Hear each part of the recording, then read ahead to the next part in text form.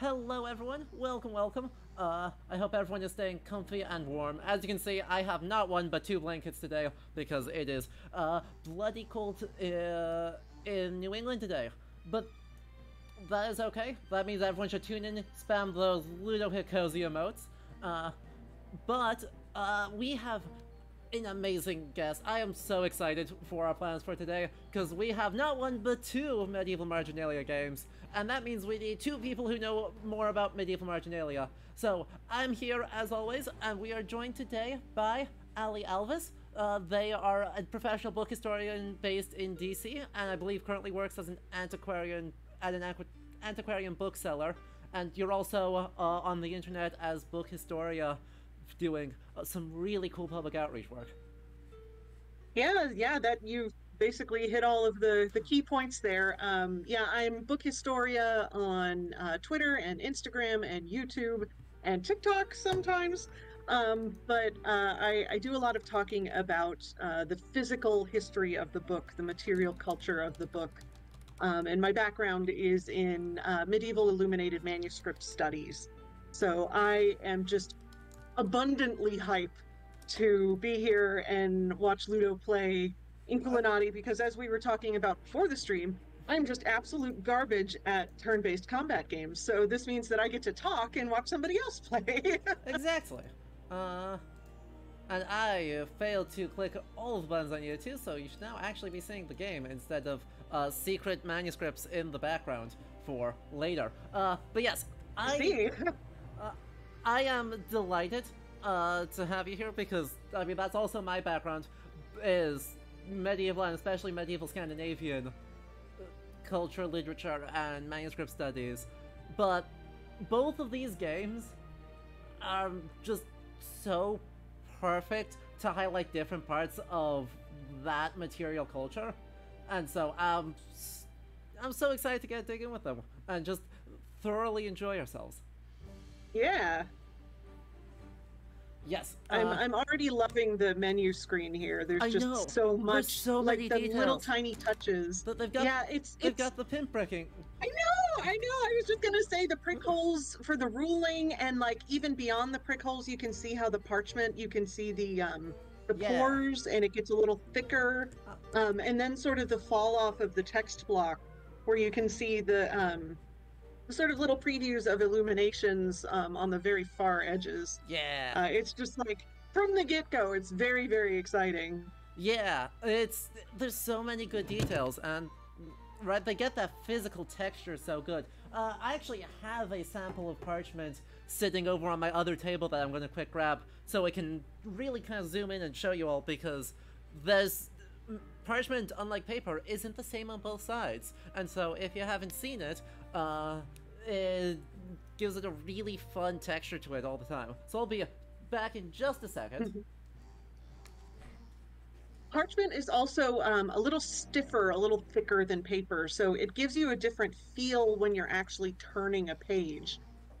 Depending on how the parchment or vellum is processed, you can really get a very fine texture, you can get sort of a thicker, harder texture. So it really depends on how the parchment is processed. But it'll be interesting to see this little piece that you have. This is just a produced piece. I'm taking a class with Catherine Ruffin at Wellesley right now, with the Rare Book School folks, and they sent out samples, which is delightful. So yeah, if we click over here, chat, you can see very... it's going to be difficult to see, but you can... It's a little tiny square, but on one side where the hair used to be, it's really smooth, and you can see all the hair follicles, and then the inside is much more felty. So it gives... Unfortunately, my camera is not doing autofocusing the way I want it to, so it's not really showcasing quite as nicely as I'd hope. But it are really distinctively different feels. And for those of you unfamiliar, I don't know how many sort of book weirdos are in this chat like me. Higher than average, but... Yeah. Parchment and vellum are two terms that are often used interchangeably. They technically do mean two different things. Parchment is a less fine version of vellum. but both of these materials are made from animal skin.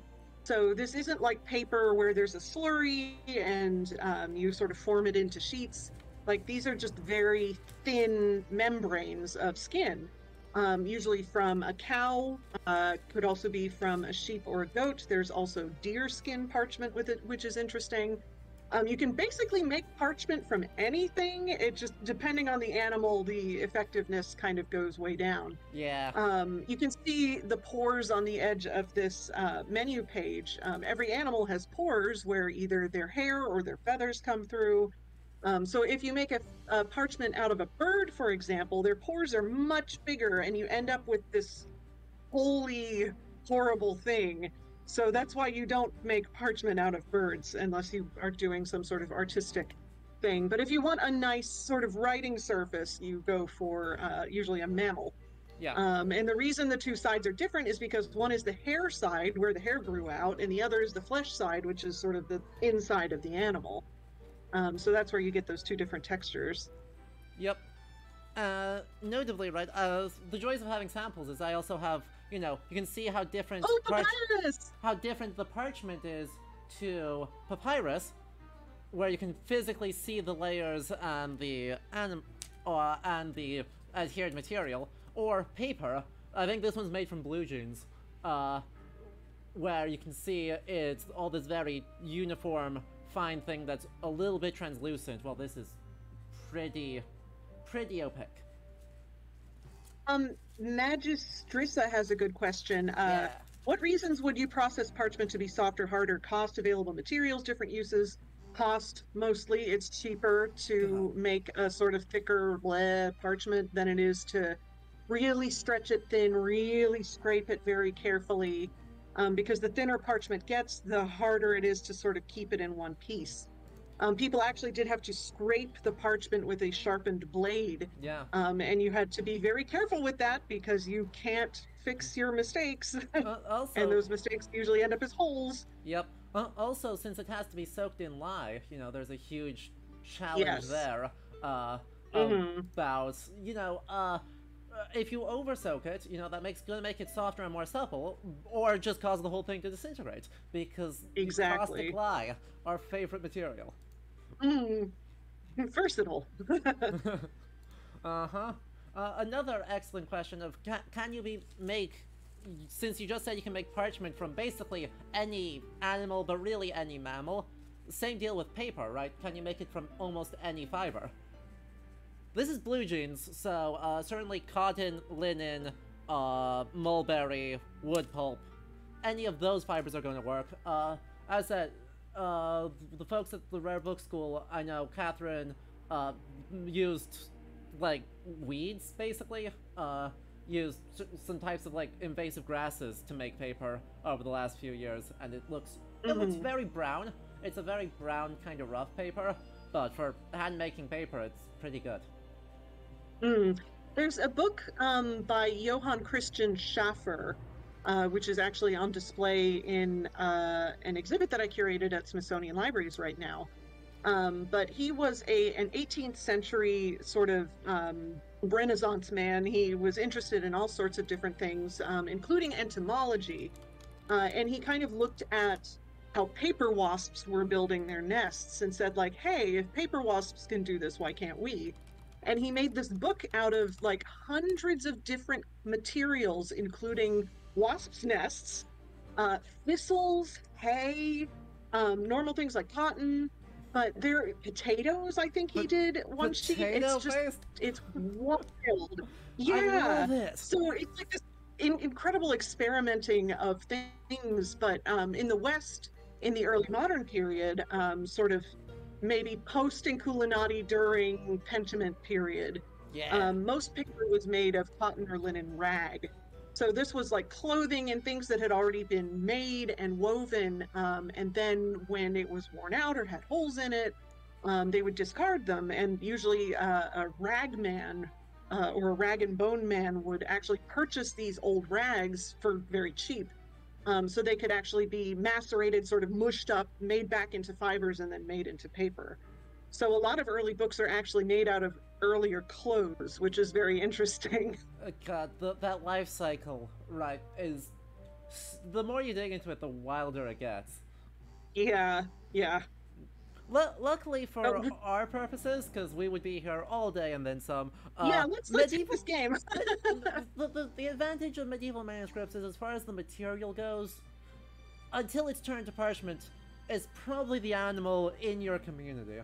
There's not... Exactly. There isn't necessarily an international parchment trade. Once the manuscript's made, then things get very wild. But at least first stage production stays helpfully localized.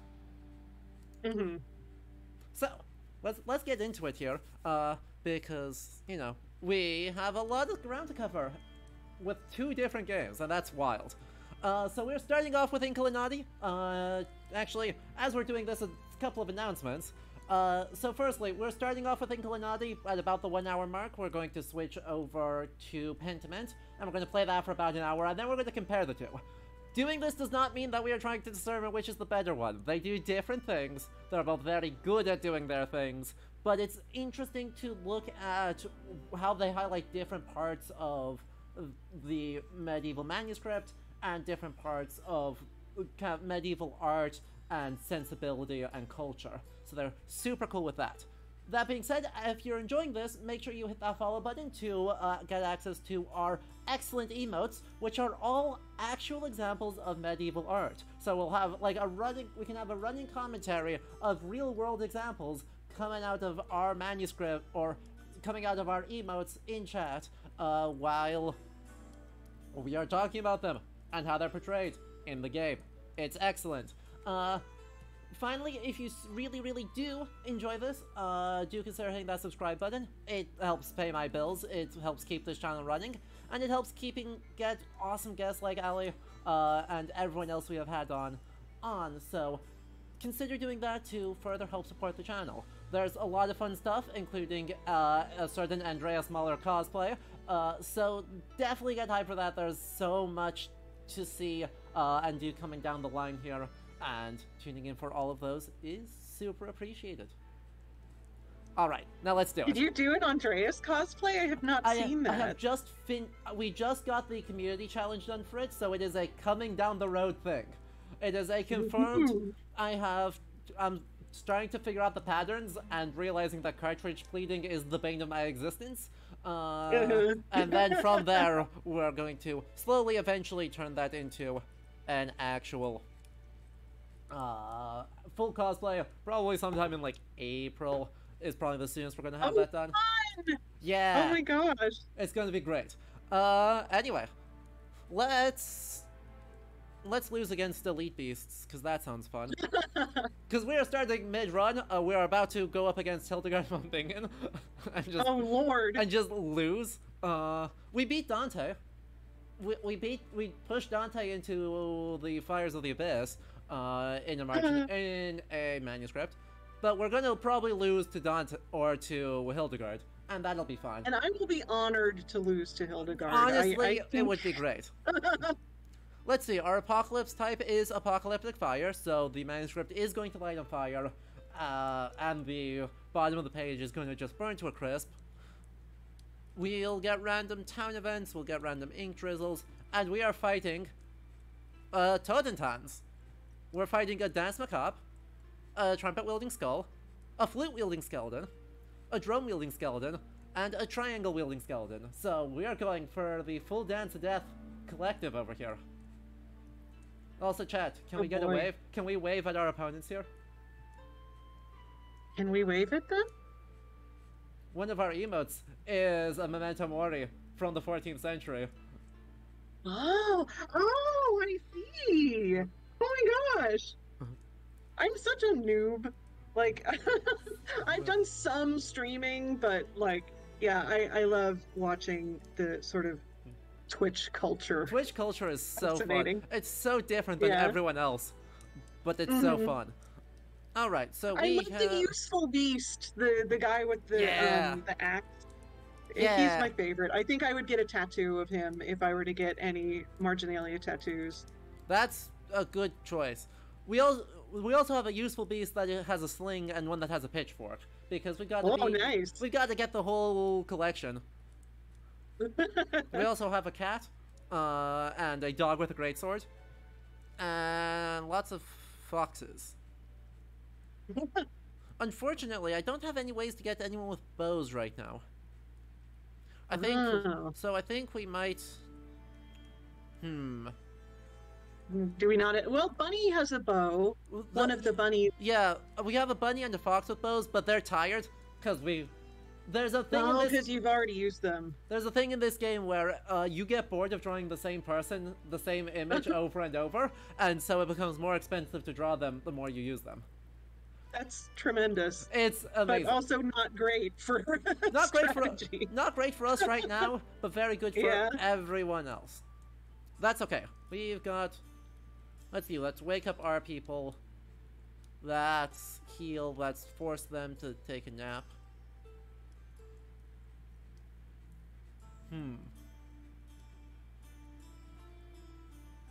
I think we'll just roll with this, and we'll just rely on a giant dog with a greatsword to carry us.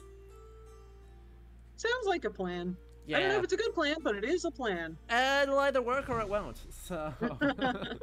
Luckily, we have a spare quill if we get completely dominated.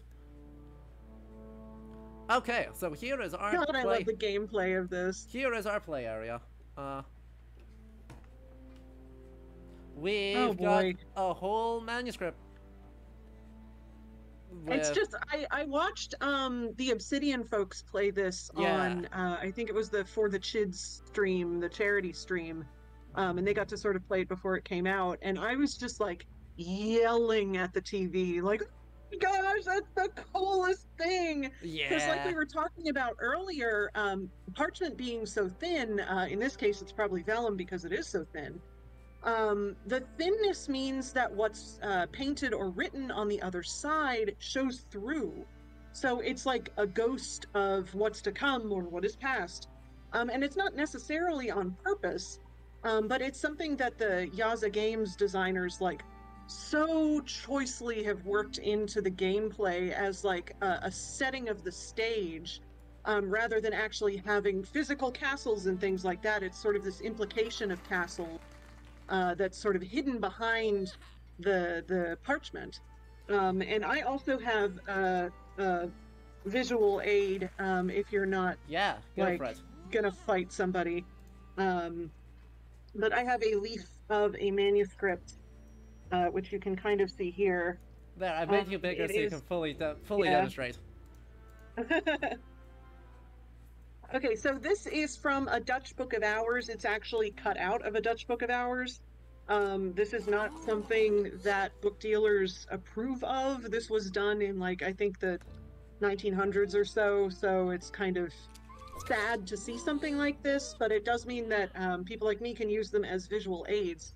But this is a nice fine vellum, and you can see sort of on this side all of the decoration, and then on the back you get sort of the ghosts of the decoration that are on the front. Nice. So it's like that, and that is what the Yaza folks are depicting in Inkulinati, and it's just such a clever way of showing the sort of physical form of the manuscript, and it shows that they really did their research. It's not just like a manuscript is just like any other printed book, right?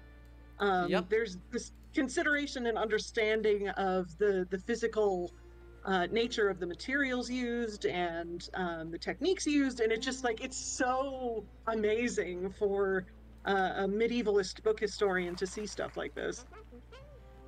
Agreed. It's so good. That being said, we're about to get completely rolled. Because I summoned two people, and then the Dance Macabre just came in and ruined my day. So, as it turns out, they're scary. I was showing the manuscript, and it's a page from a Book of the Dead. Hey, so yeah. Hopefully I haven't jinxed you. Nah, I'm sure it'll be fine. I just need to have my person who can't die run away. And then we're good? Maybe? Ah, damn it. Uh-oh. We're not good. Uh-oh. Oh no! We've That's been alright. tooted. That's alright, we'll kill it with our useful beast. Get him, useful beast! Yeah! Nice! Oh, he explodes. Uh-oh. That's worse. Uh-oh. Yeah, I don't think we're gonna win this one. No one was surprised. No one is surprised by this. This is why we had a spare quill, chat. Jeez, that was not close. We're just gonna run away. We're gonna run away quickly. We're just gonna not be there. Okay. Beef up your dudes. Exactly. That's heal, that's reduce boredom, but everyone's okay. Let's get that, and then random, or... Let's do that. I love celebrities. I love celebrities. We got more living ink, so we can now make more marginalia. And meet Hildegard. Again. You have almost reached your goal. Will you honor me with a deal? Amazing. So, I mean, kind of an important person. Doesn't have a thing about her. I was hoping we get it doesn't have like a blurb? I was hoping we get a bigger blurb. Huh. Maybe if you beat her, maybe she's being secretive until you best her in Inkulinati battle. Potentially. Okay, let's get rid of our useful beasts, because they're good. There's good, but that's a lot of useful beasts. Yeah, that's a lot of beast. Let's instead have a bunny and a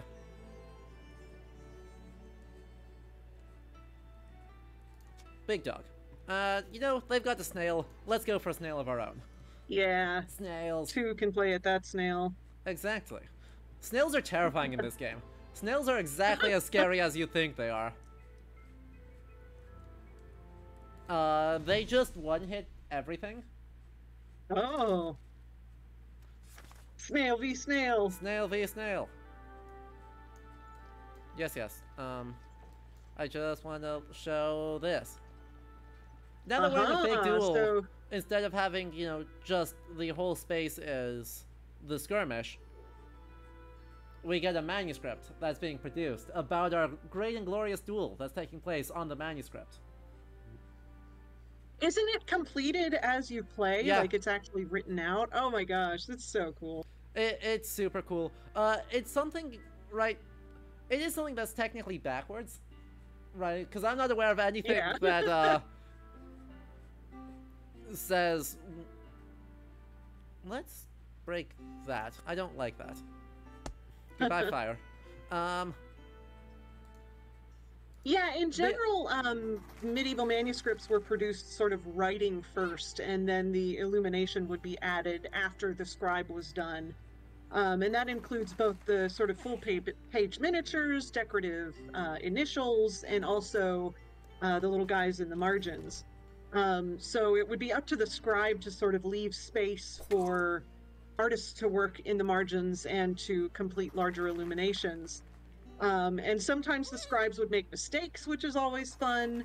And sometimes they would write, you know, where they had screwed up sort of off to the side. And you see these great grotesques that are sort of playing on that mistake, and these funny little men that are sort of lassoing the text sort of into the rest of the text to say, you know, like, this actually goes here. Yep. So it's a great sort of visual of of a navigational aid as well, that it's funny and it's cute and it's delightful, but it actually serves a purpose, and I think that a lot of marginalia is actually like that. A lot of these grotesques are either referential to the text in a way that parodies it almost, and also just sort of inside jokes of the medieval person. There are a lot of stories out there about Reynard the Fox. Yeah. And so there are a lot of foxes in the margins, and that's why there are so many foxes in Inkulinati, because it's a story that everyone in that period would have known. So you have sort of this parallel narrative going on in a lot of manuscripts of references to Reynard the Fox stories or sort of bawdy jokes and all sorts of interesting things. Yep, I mean, Reynard is so much fun. Just in general, I thoroughly enjoy Reynard stories. Mm-hmm. Yeah, They're sometimes not great, but more often they're just delightful. Yeah, there was someone on Twitter, I cannot remember her name, but she recently wrote like a book of Reynard stories, sort of not modernized, but modernized in language. So it's a sort of retelling. I cannot remember her name. I should look her up.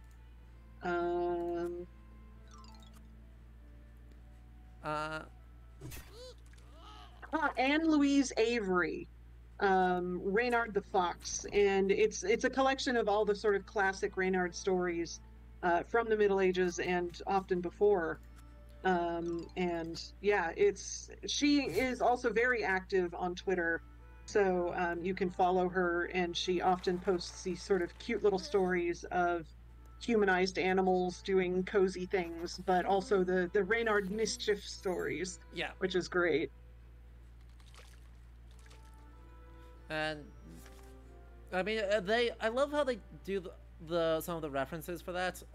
Like in this game, when foxes attack, they do bonus or they will steal ink from someone else because that's what foxes do. That's yes, just how because foxes they're tricksters. are. Exactly. Yeah. And actually, we can actually see it really clearly now. Right. Where we had yeah, this, the text is filling in. we did an action, and then we did more actions, and then we did more actions, and then we did more actions. And so it just kind of fills in the story of what's going on. I like the little halos on the enemy useful beast and our snail, and how they contrast with a lot of the other gold that you often see in this game, like on the left, the sort of info boxes and stuff. There's that like really, really shiny gold, and then there's a sort of shiny gold. And that's actually two different kinds of gold. The super, super shiny stuff is actually gold leaf laid over a field of gesso. And when you look at an illuminated manuscript in person, gold leaf often stands up like a little bit proud of the page, like there's an actual sort of level to it. It's not like sticking out like crazy, like a diamond ring or something. But it is just a little bit higher than the surface of the parchment, and that's because of the gesso, the sticky stuff that it gets laid onto. And after it's laid onto the gesso, it gets burnished almost to like a mirror shine, so you get this incredible shine. And then the sort of duller gold that you see in this game is supposed to mimic shell gold. So this is actually a liquid gold made up of particles of gold, usually stored in a shell, which is hence the name. Yep. You would mix everything up and then let it dry in the shell, and then sort of add water as you needed to paint gold. And sort of the shell was the sort of storage place for this kind of gold. But while you can burnish shell gold, it doesn't quite give the same shine as the gold leaf, because the gold leaf is one solid sheet of gold, and the shell gold is that particulate. So you don't quite get the same bling factor. But often in medieval manuscripts, you see these two kinds of gold side by side. So I love that Inkulinati even incorporates that into it. Like the thing behind the player avatar versus the little halo around the bunny. Well, now player avatar's asleep, but yep. that was shell gold versus gold leaf. Oh no! You done got snailed. That's what snails do. It's rude of them. Luckily, that is the extent of what that snail can do today. So we should be able to kill their snail before it matters, and then from there they're gonna summon another snail. But you know, theoretically, we can kill their snail before it becomes too much of a hassle. We did steal some. Zoe. I was going to say, Zoe asks, what's the historical progression of adhesives used in manuscripts and later books? So adhesives were used sort of as secondary tools to actual physical binding structures. Pages are sewn into gatherings, so it's like a folded chunk of paper, basically. If you're in school and you're folding a paper hot dog style or hamburger style, that is technically a gathering. You've made a folio. So books in the Middle Ages and the early modern period were made of these different folios nested together to become quires or gatherings. Mm-hmm. And then these gatherings would be sewn together. They would be stacked and then sort of sewn down the side on the fold. And that in turn would be sewn onto some sort of support, usually a strip of alum tawed skin, which is very sort of flexible and strong, or even a cord to sort of hold it all together. And then that cord would be laced into wooden boards. So it's a really sort of physically um, strong, incredibly strong structure in a way that books today, you pull a paperback off your bookshelf and it's just glued together. But they did use glue in some circumstances, and generally that would be animal glue. So your classic sort of horse hoof, cow hoof, horn melted down, and apparently it smells really terrible, which I do not doubt. And when conservators are working with that kind of glue to sort of conserve it and preserve different books using sympathetic repair material, they say that even coming off it smells bad. So it's just one of those things. Yep, that's what I've heard too. It's just not a super pleasant thing. Yeah. Yeah, that's something that I feel like doesn't get talked about as much in terms of manuscripts. Like a lot of people say, like, "Oh, old book smell," and but manuscripts have their own very specific smell because of often the chemicals used to tan the hide for the parchment, and also prepare it and sort of bleach it. It has a sort of sour smell, Yeah, which is nice in a way. I don't know. I like it better than your classic old book smell, which I think is kind of heavier. Manuscripts just they smell really interesting, and I like that. they do. How are we doing? We are about even right now, I'd say. Like, we're not... One-sided fire? What's... Uh-oh. Oh no! Hey! We're about to get stuck getting lit on fire, and that's bad. Oh no. So we've got to move our people stat, and we can't move past... The rocks. We can't easily move past the rocks, I should say. We can do it, it's just gonna take some doing. I want you to move Up. down, and then I can get a kill here, maybe. I'm good, so we're okay. Oh, Magistressa does ask, like, what's the source of that classic old book smell? It's kind of a combination of things, some of which are kind of sad. It's actually the decomposition of a lot of the materials in books. That's the smell of decomposition. A lot of the decomposition is happening at so slow a speed that it's not like going to crumble in your hands in the next week or even the next 500 years. These books have been around for a very long time and they're not going anywhere if they're stored properly. But it's the breaking down of chemicals in the paper, which, as we talked about before, was often made of cotton or linen rags, usually linen. Mm-hmm. And also the chemicals that went into tanning the leather on the bindings. A lot of books in the medieval and early modern period were bound in leather. Yeah. So you think of what your shoes smell like, or a new fancy messenger bag or a belt. You can kind of get a sense of that old book smell.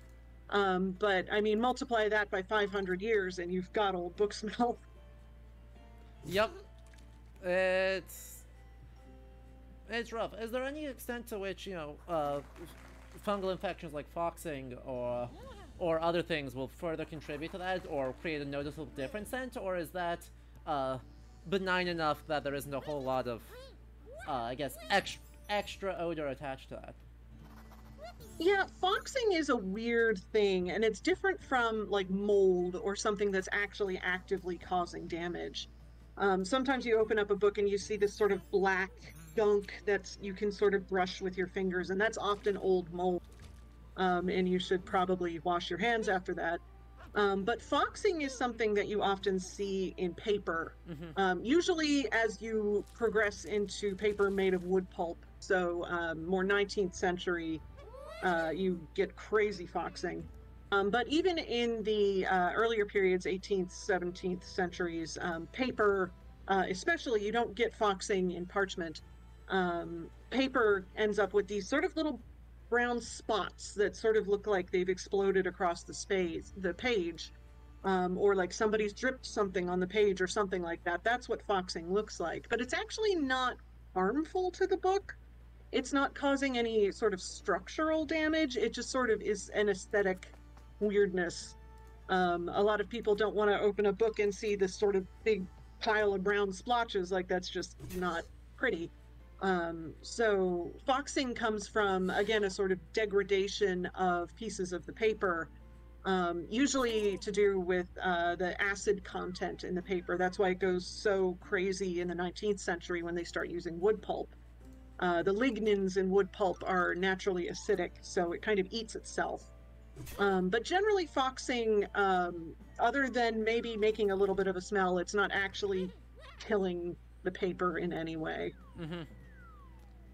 Makes good enough sense. Now have to eat another. Foxing, yeah. I see Zoe is asking what foxing is, which is like, I'll pull up an example. Yeah, I've got an example in a book I own. So,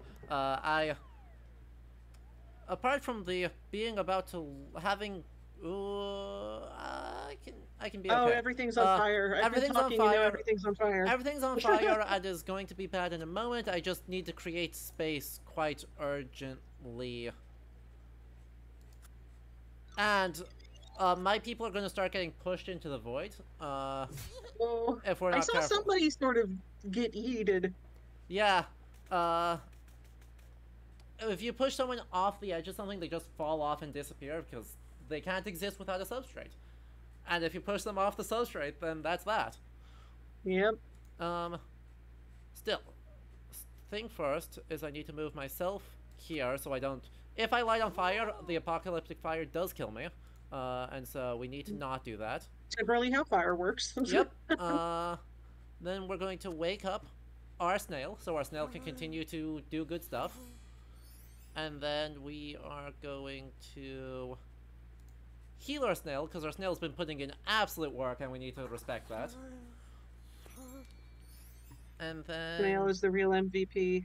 Honestly. Unfortunately, I can't get someone close enough to shove them into the fire, I think. Yeah, they're not close enough to me for me to be able to shove one of their people into apocalyptic fire. So, we'll leave that there for a moment while I show off, grab my book that has some foxing in it, and then I'll showcase that. I am also putting a link in the chat to an image of foxing from Wikipedia, just for funsies. Mid-19th century Annals of Roger of Hoveden. So, actually... You should make yourself big, too, if you haven't yet. I'm on a lag. Yep, I just had to grab it first, and then we'll be able to show it. Come on. There we are. Make myself big here. I'll make the correct camera big. There we go. And then you can see up at the top, it's actually pretty clear spot of foxing, but I've got that nice red splotchy stain, and some of these other pages show it really, really clearly. All those red-brown splotches right along there. And that's not from something dripping on the page, that is actually stuff in the page that is sort of coming out. So that stuff was always kind of within the paper, but due to different atmospheric situations, if it's humid or if it's dry or if it's hot or if it's cold, paper will sort of change and things will degrade at different speeds. So that's kind of what foxing is. Yep. Alright. Well, we actually did okay here. I was worried for a moment, but now... Whoa. The snail ate the thing. That's good for me. Wait, that's super good for me. Apart from all of my people having the plague, and that being bad for me. That's a very 2023 experience. Yeah. They got rid of the thing that was keeping me from being able to just push people off the edge of the world. So, as long as I can keep moving my person forward so that they can't get got. Oh, right. You should make you small again. I see you still as big. I am still huge, yes. I just need to... what's the best way to do this? Heck.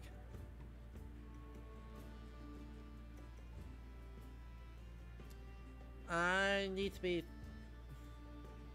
You need to be less on fire. Super... Yeah, exactly. I just... Now, here's the part where the tactics get difficult, because I could move my own person up to here.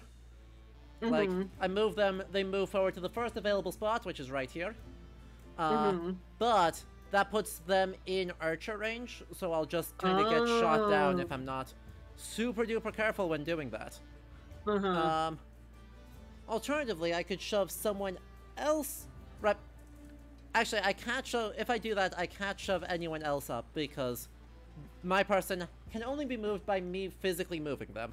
They can't... Finger. Yeah. So... I need to be careful. But I could also just walk one of my archers up and then have them start chipping away. I just don't think I get the kill fast enough for that to matter. Like, I don't think I'm going to get the kill quick enough if I try and do that. So I think I need to go for the extremely suspicious, throw myself to the wolves and just hope they don't deal enough damage. Yeah. Because then I can just... boop. Smoosh. Into their people and call that that. Because luckily,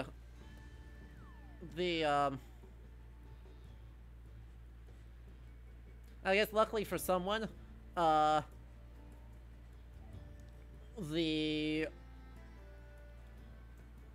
bishop can only attack one square forward.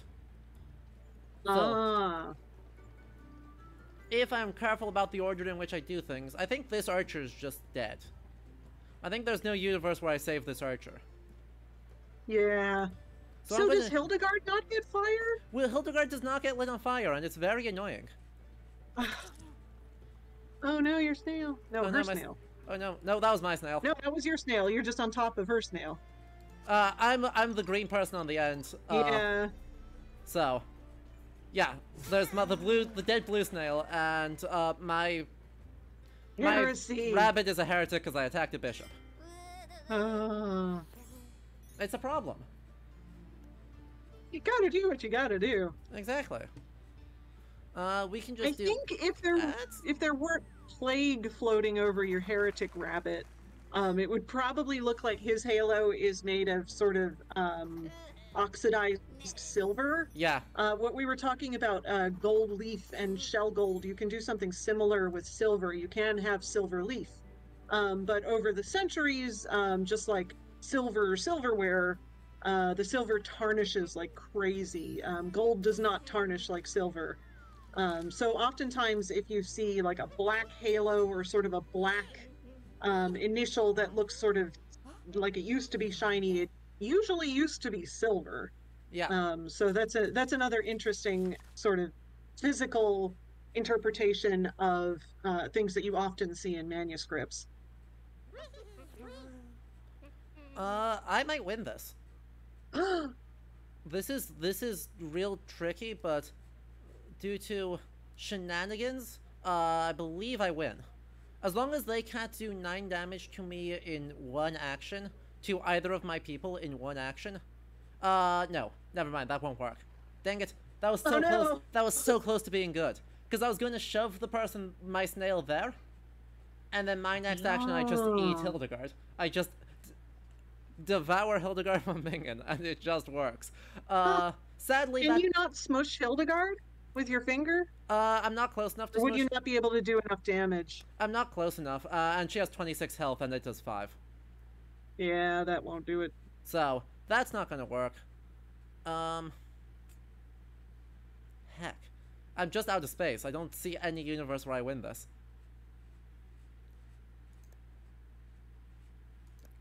Because... AC Esquire also says lead white also does that when subjected to certain things. That is true. Yeah. Sometimes you do see things that were formerly white and are now black or gray, and that is from lead white. Okay, that's what I wanted to have happen. I wanted my snail to die there, so I can walk someone else forward. And I simply eat Hildegard von Bingen. Exactly. It was a good idea, except she was going to pull me off the edge of the world. So like, because she can also move my people around. Right. And so that was going to be kind of the consequence of that. Sadly, she still hasn't moved, so I can't just shove her off the edge of the world. Gar. It's because she's an anchoress. I know. I'm gonna be kicked off the stream. It's a good pun. No. The rule on puns is they have to be good, and that was a good one. Thank you, I appreciate that. She has so many... it's so close. Yeah, she's got a lot of fucking dudes. I just need to do, like, clear up one space, and then I can start shoving people off the edge of the world. They filled up. How does she have infinite cat bishops? Because every time I kill one of her people, and I move... Oh no! I lose next turn. There's no way I can be okay.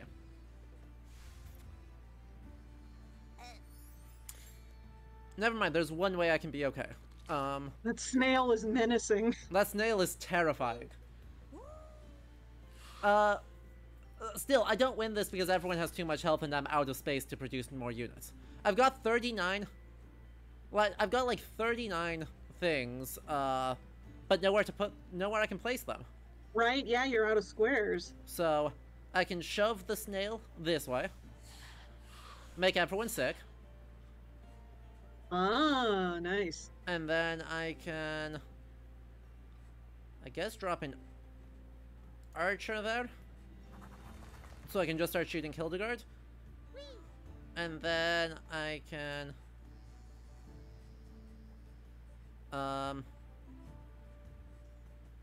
annoy a bishop. And then I can lose. That's all I can do. Oh. Ow. Radislav gets attacked. Yeah, I'm just out of... I've got 2 turns until I just die. So, it's fine. It happens. Long S in the chat. True. Gonna heal. I was so close to getting the space I needed to be able to do anything, but couldn't get enough actions. Hildegard's hard. Yeah. Hank. Oof. Ow. Everyone has the plague. And given that this is, you know, a Gothic manuscript in Illumination style, it's probably about right. Yeah, it's definitely on brand. Right? Oh no, the rocks can catch fire? Apparently the rocks can catch fire too. Yep. The fire will just keep spreading. So I just have to keep making space. Huh. Can you put out the fire? Can you smush it? No, it's the apocalypse. It's hellfire. There's nothing you can do about it. But what I can do... dang it. Uh-oh. It was a good idea, except that she filled in the... Oh, no! Exactly. I was going to shove someone forward and then drop another person here, and then just kind of fill in that space, but she just keeps having more people, so that's that. Yep. And I think I'm out of quills, so... Oh, never mind. We have one quill left. Huh. Alright. Rematch. Rematch. We're going to change out our army. I found the useful beast to be pretty useless, so we're going to... Unuseful beast. We're going to swap it out for the slinger, because the slinger can just hit everyone in front of them. So that's better. I like the talents section up there on the right that look like metal pilgrim badges. Pilgrim badges, yeah. Yeah. There's so many small details that are just so good here. Mm-hmm. Right? Yeah, and like, so that's something that, like, as a sort of non-book history person, you might think, like, oh yeah, medieval pilgrim badges, like, that's something that people picked up when they went on pilgrimages. You think Canterbury Tales.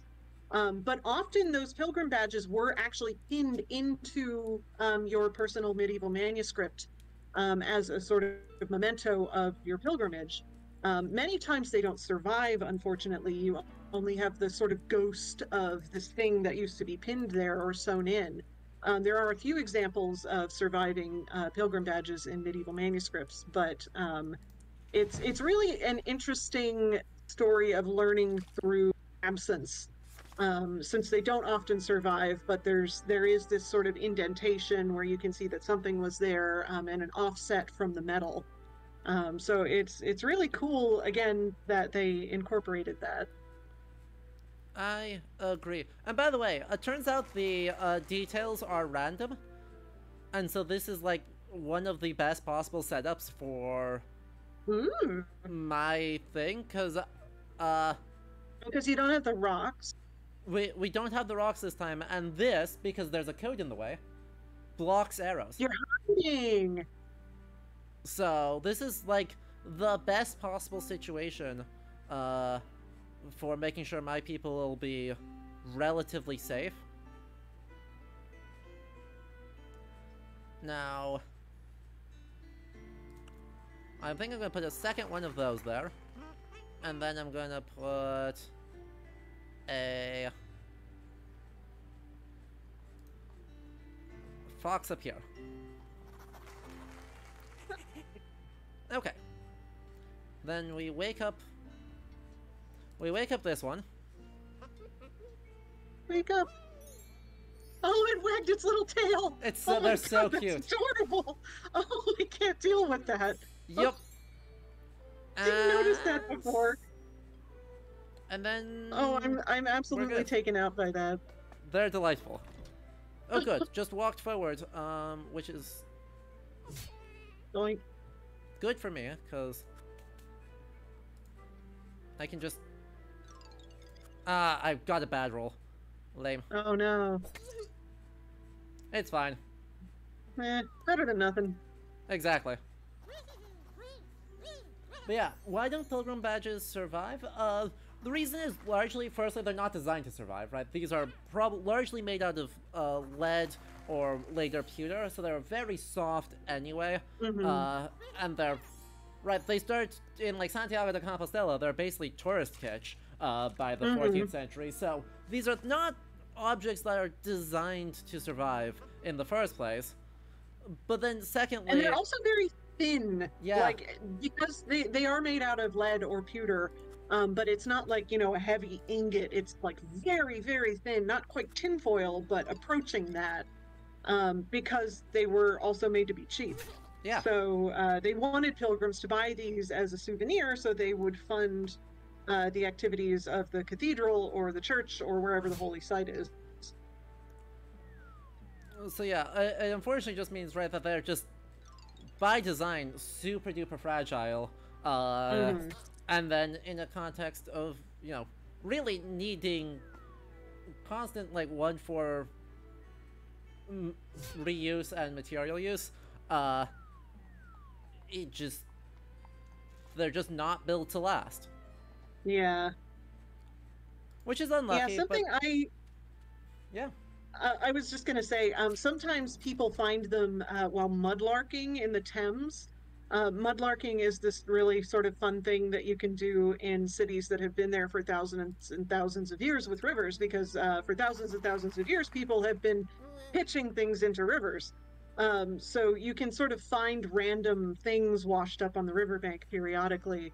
And sometimes people do find pilgrims badges, which are really cool, or at least pieces of them. So it's something that, yeah, they were either melted down to be reused, or they just fell out of the book, or they degraded to the point where there wasn't a point of keeping them anymore. It's, because they were so fragile, they just didn't quite make it most of the time. Yeah, Zoe says the Thames is chock full of straight pins. Pipe stems are another thing. The sort of pottery type pipes, before you think of like the Sherlock Holmes wooden pipe. Pipes used to be made out of ceramic. So you often find little like ceramic tubes, and they're very skinny. Sometimes if you get lucky, you can find a tiny little ceramic pipe bowl, and that's always so exciting, because in that period, if a pipe sort of cracked or if it broke in some way, you'll dump it in the Thames. Yeah. And as because the pipe stem was so skinny, it did get clogged often. So these stems would be very long, and if you had a clog, you would just break off the end of the stem and pitch it in the Thames, because that's what you did. Yeah, why would so yeah, right. So it's this really sort of, again, like archaeology of detritus, of, this is stuff that people threw away 700 years ago, but to us, like, oh my god, it's so cool.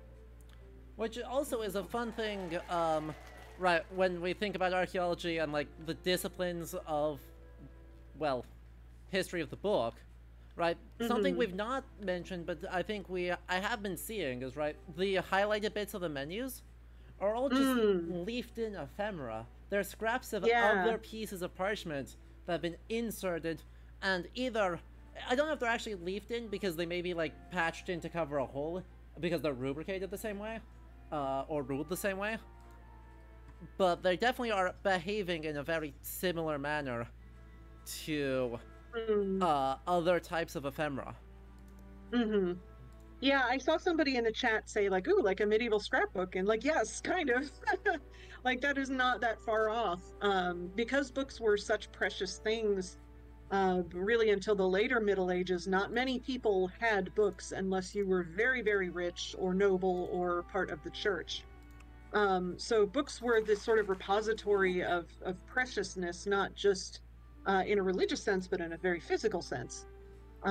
People actually interacted physically in their books in a way that we don't really expect as modern readers. But books were, especially religious books, were seen as a physical intercession to the spiritual, whether that be saints or God or Jesus or Mary.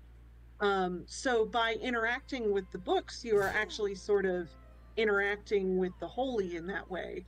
And so you often find examples of medieval manuscripts where people have actually kissed off the paint on their illuminations, especially of patron saints or the Virgin Mary, to sort of be in physical contact with that holiness. And you can see like sort of blurred illumination sometimes. And I remember the first time I came across that, like, what happened here? Did someone spill water on it? Like, why is this smeary? And no, it's because people were kissing it so often. And that's just like, it's fascinating the way that people conceived of books in this period as not just like a really expensive, cool object, but like a physical connection to religion. And I like seeing it as like a physical connection to religion or to some culture space. Honestly, more than I like seeing them as, I don't know, a connection to, or as like a text to be read, because I think understanding it as that like multiplex thing is really like fundamental to how and why they work, in a way that I find super interesting, I guess, in the context of this game, with a text that is fundamentally like doesn't matter. This is not what's important about this manuscript. all of this is. Uh, and so seeing, I guess, that idea of use reflecting with the, or that really like materialized engagement and use in the context of a game where we are having a very material use is just fascinating. I know, it's such a great it's sort of remediation, it's sort of just reinterpretation of this idea of interacting with the book, and making it like super duper literal, and applying sort of modern gameplay techniques to these concepts that have sort of always been around. I love what Yaza Games did with Inkulinati. I wish that I were any good at playing games like this, because I would be playing the heck out of it.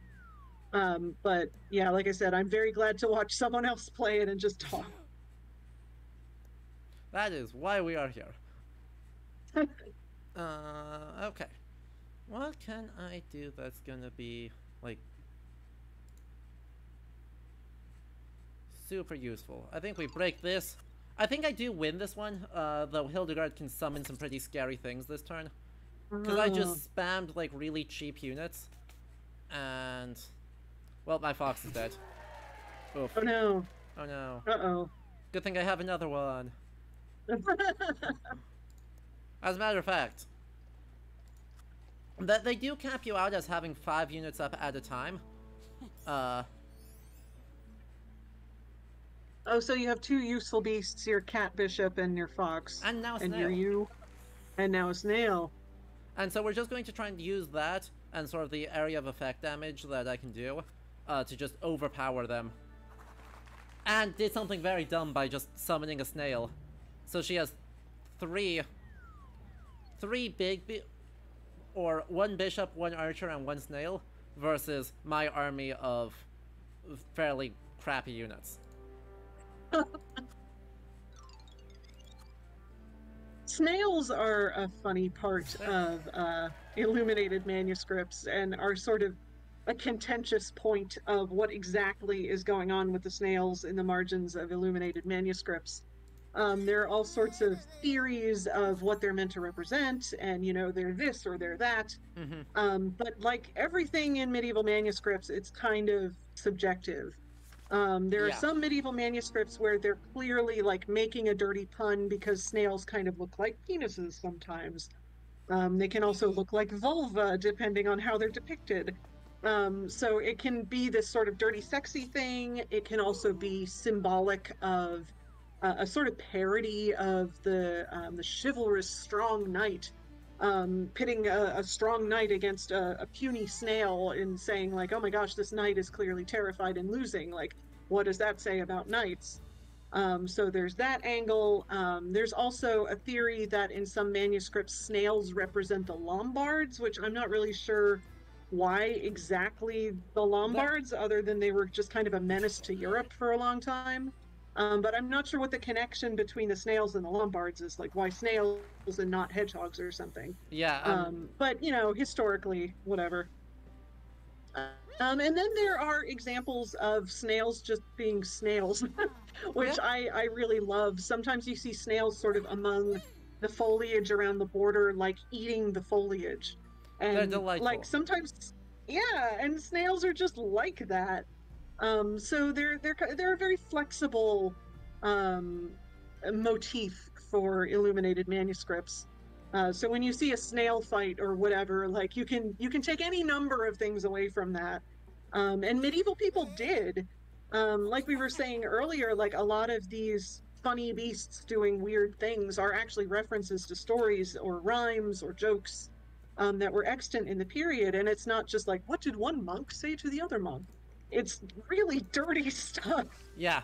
Medieval people really loved butts and farts. Some things never change, and they did incorporate that into their manuscripts. So the Middle Ages were not as sort of clean and sacred as one might expect. God, no. And that is, the single biggest thing that I, like, adore about what this game does. Because it's super irreverent. towards these things that, like, we, I think, intuitively understand are weird, but don't, like, properly understand are weird. Right, we look at them and we think they're weird, and go like, but we go like, well, there's got to be a single logical reason for all of this, right? Right? No. No. No.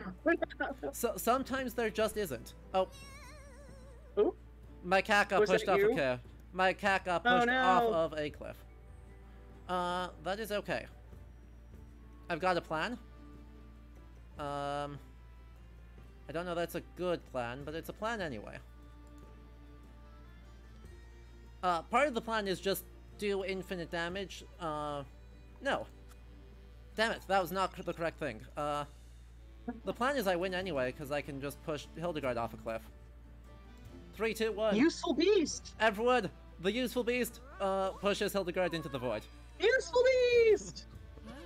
Yes! Yay! We stand a useful beast. And we got the achievement, so holy she was. Yay! I should have seen that coming. The time of penitence is upon me. Referring to Hildegard von Bingen as an anchorite, nun, and, someone who had apocalyptic, questionably prophetic visions. So very big in that whole penitence thing. Yeah. Would this be a good time to transition into Pentiment? I think this would be a great time as we, or after we get, Or rewards? new pilgrim badges. Hey!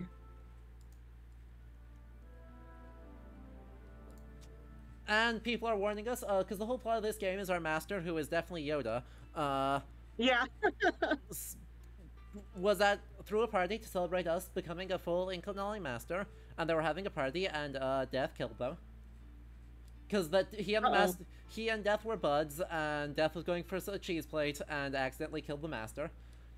And so now said, if you beat me in an Inkulinati duel, I'll be able to resurrect the master. And everyone that we've beaten throughout the game has been like, are you sure?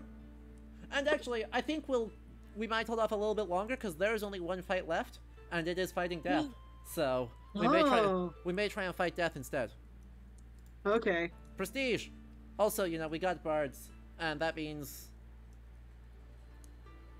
we can increase our prestige, and the bard's gonna laugh at us. There was a previous one where we had there was a dance party with one of our actual emotes. Oh, I left the little bearded bear guy. Yup. I love his little book on the left there. That's so cute. It's so cute. With the class. Yeah, and he's got some quills there. There's the scribal knife, some ink pots, and it looks like just like some ephemera, like loose parchment. Yeah, yeah, and maybe like ink dishes or the shells for the shell gold. Yeah, or something? potentially. Inkwells of some kind, potentially. It's great. There's so much care to all like the materials that scribes would be using here, and I do love it. Also, he reminds me of like chapbook salesmen from later periods that would be like, like wandering around with these super cheap pamphlets, and then other random paraphernalia that might be useful to a household. This guy specifically is in the scribe business, but I still get like the same idea there.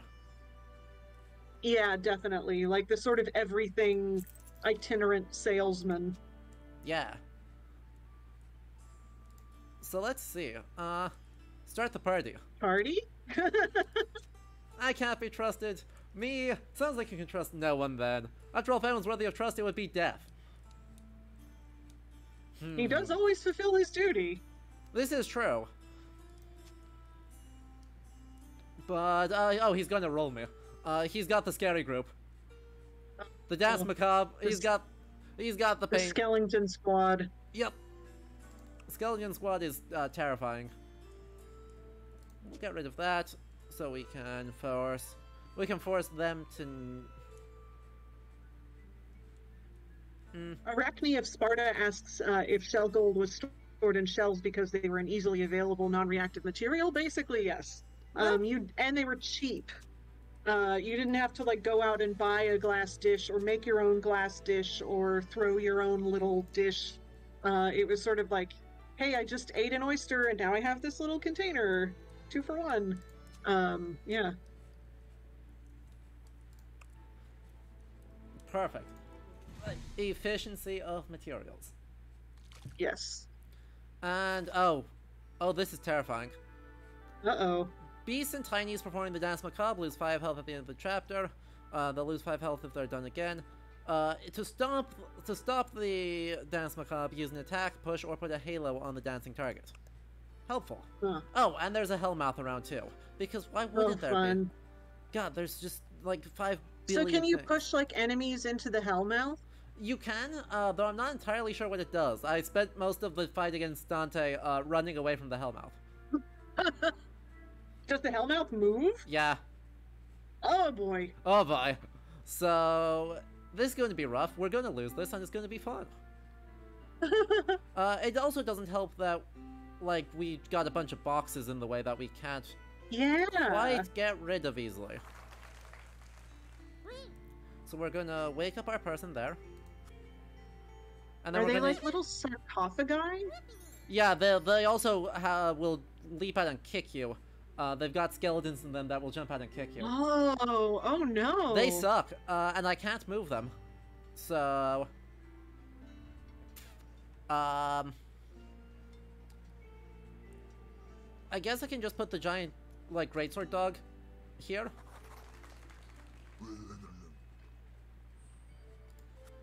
Oh, I see. Yeah, the sarcophagi have health bars. Yeah. Yeah, they're bad. Oh boy. Hunson and John Skeledo are gonna roll me. They have good names. They do! And then we kill that, and we take... I think it was 3 damage from each of these, so... Oh. Ah! Oh yeah, can you hit the hellmouth with your hand? Like, can you mush it? No. Unfortunately, there's no way to mush the hellmouth. It makes sense that Death is creating, like, 5 bajillion sarcophagi, but also, it sucks. Yeah. And he creates more hellmouths. Another mouth! Ah! Panic. How much range do you have? What do you mean? Oh no, the dance. The dance.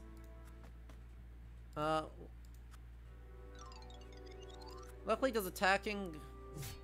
Oh, so attack... Yeah, I thought it said attacking made it better. No, it's if they... It turns out it's if you attack that person or shove them, then it works. Also, Greatsword Doggo is good.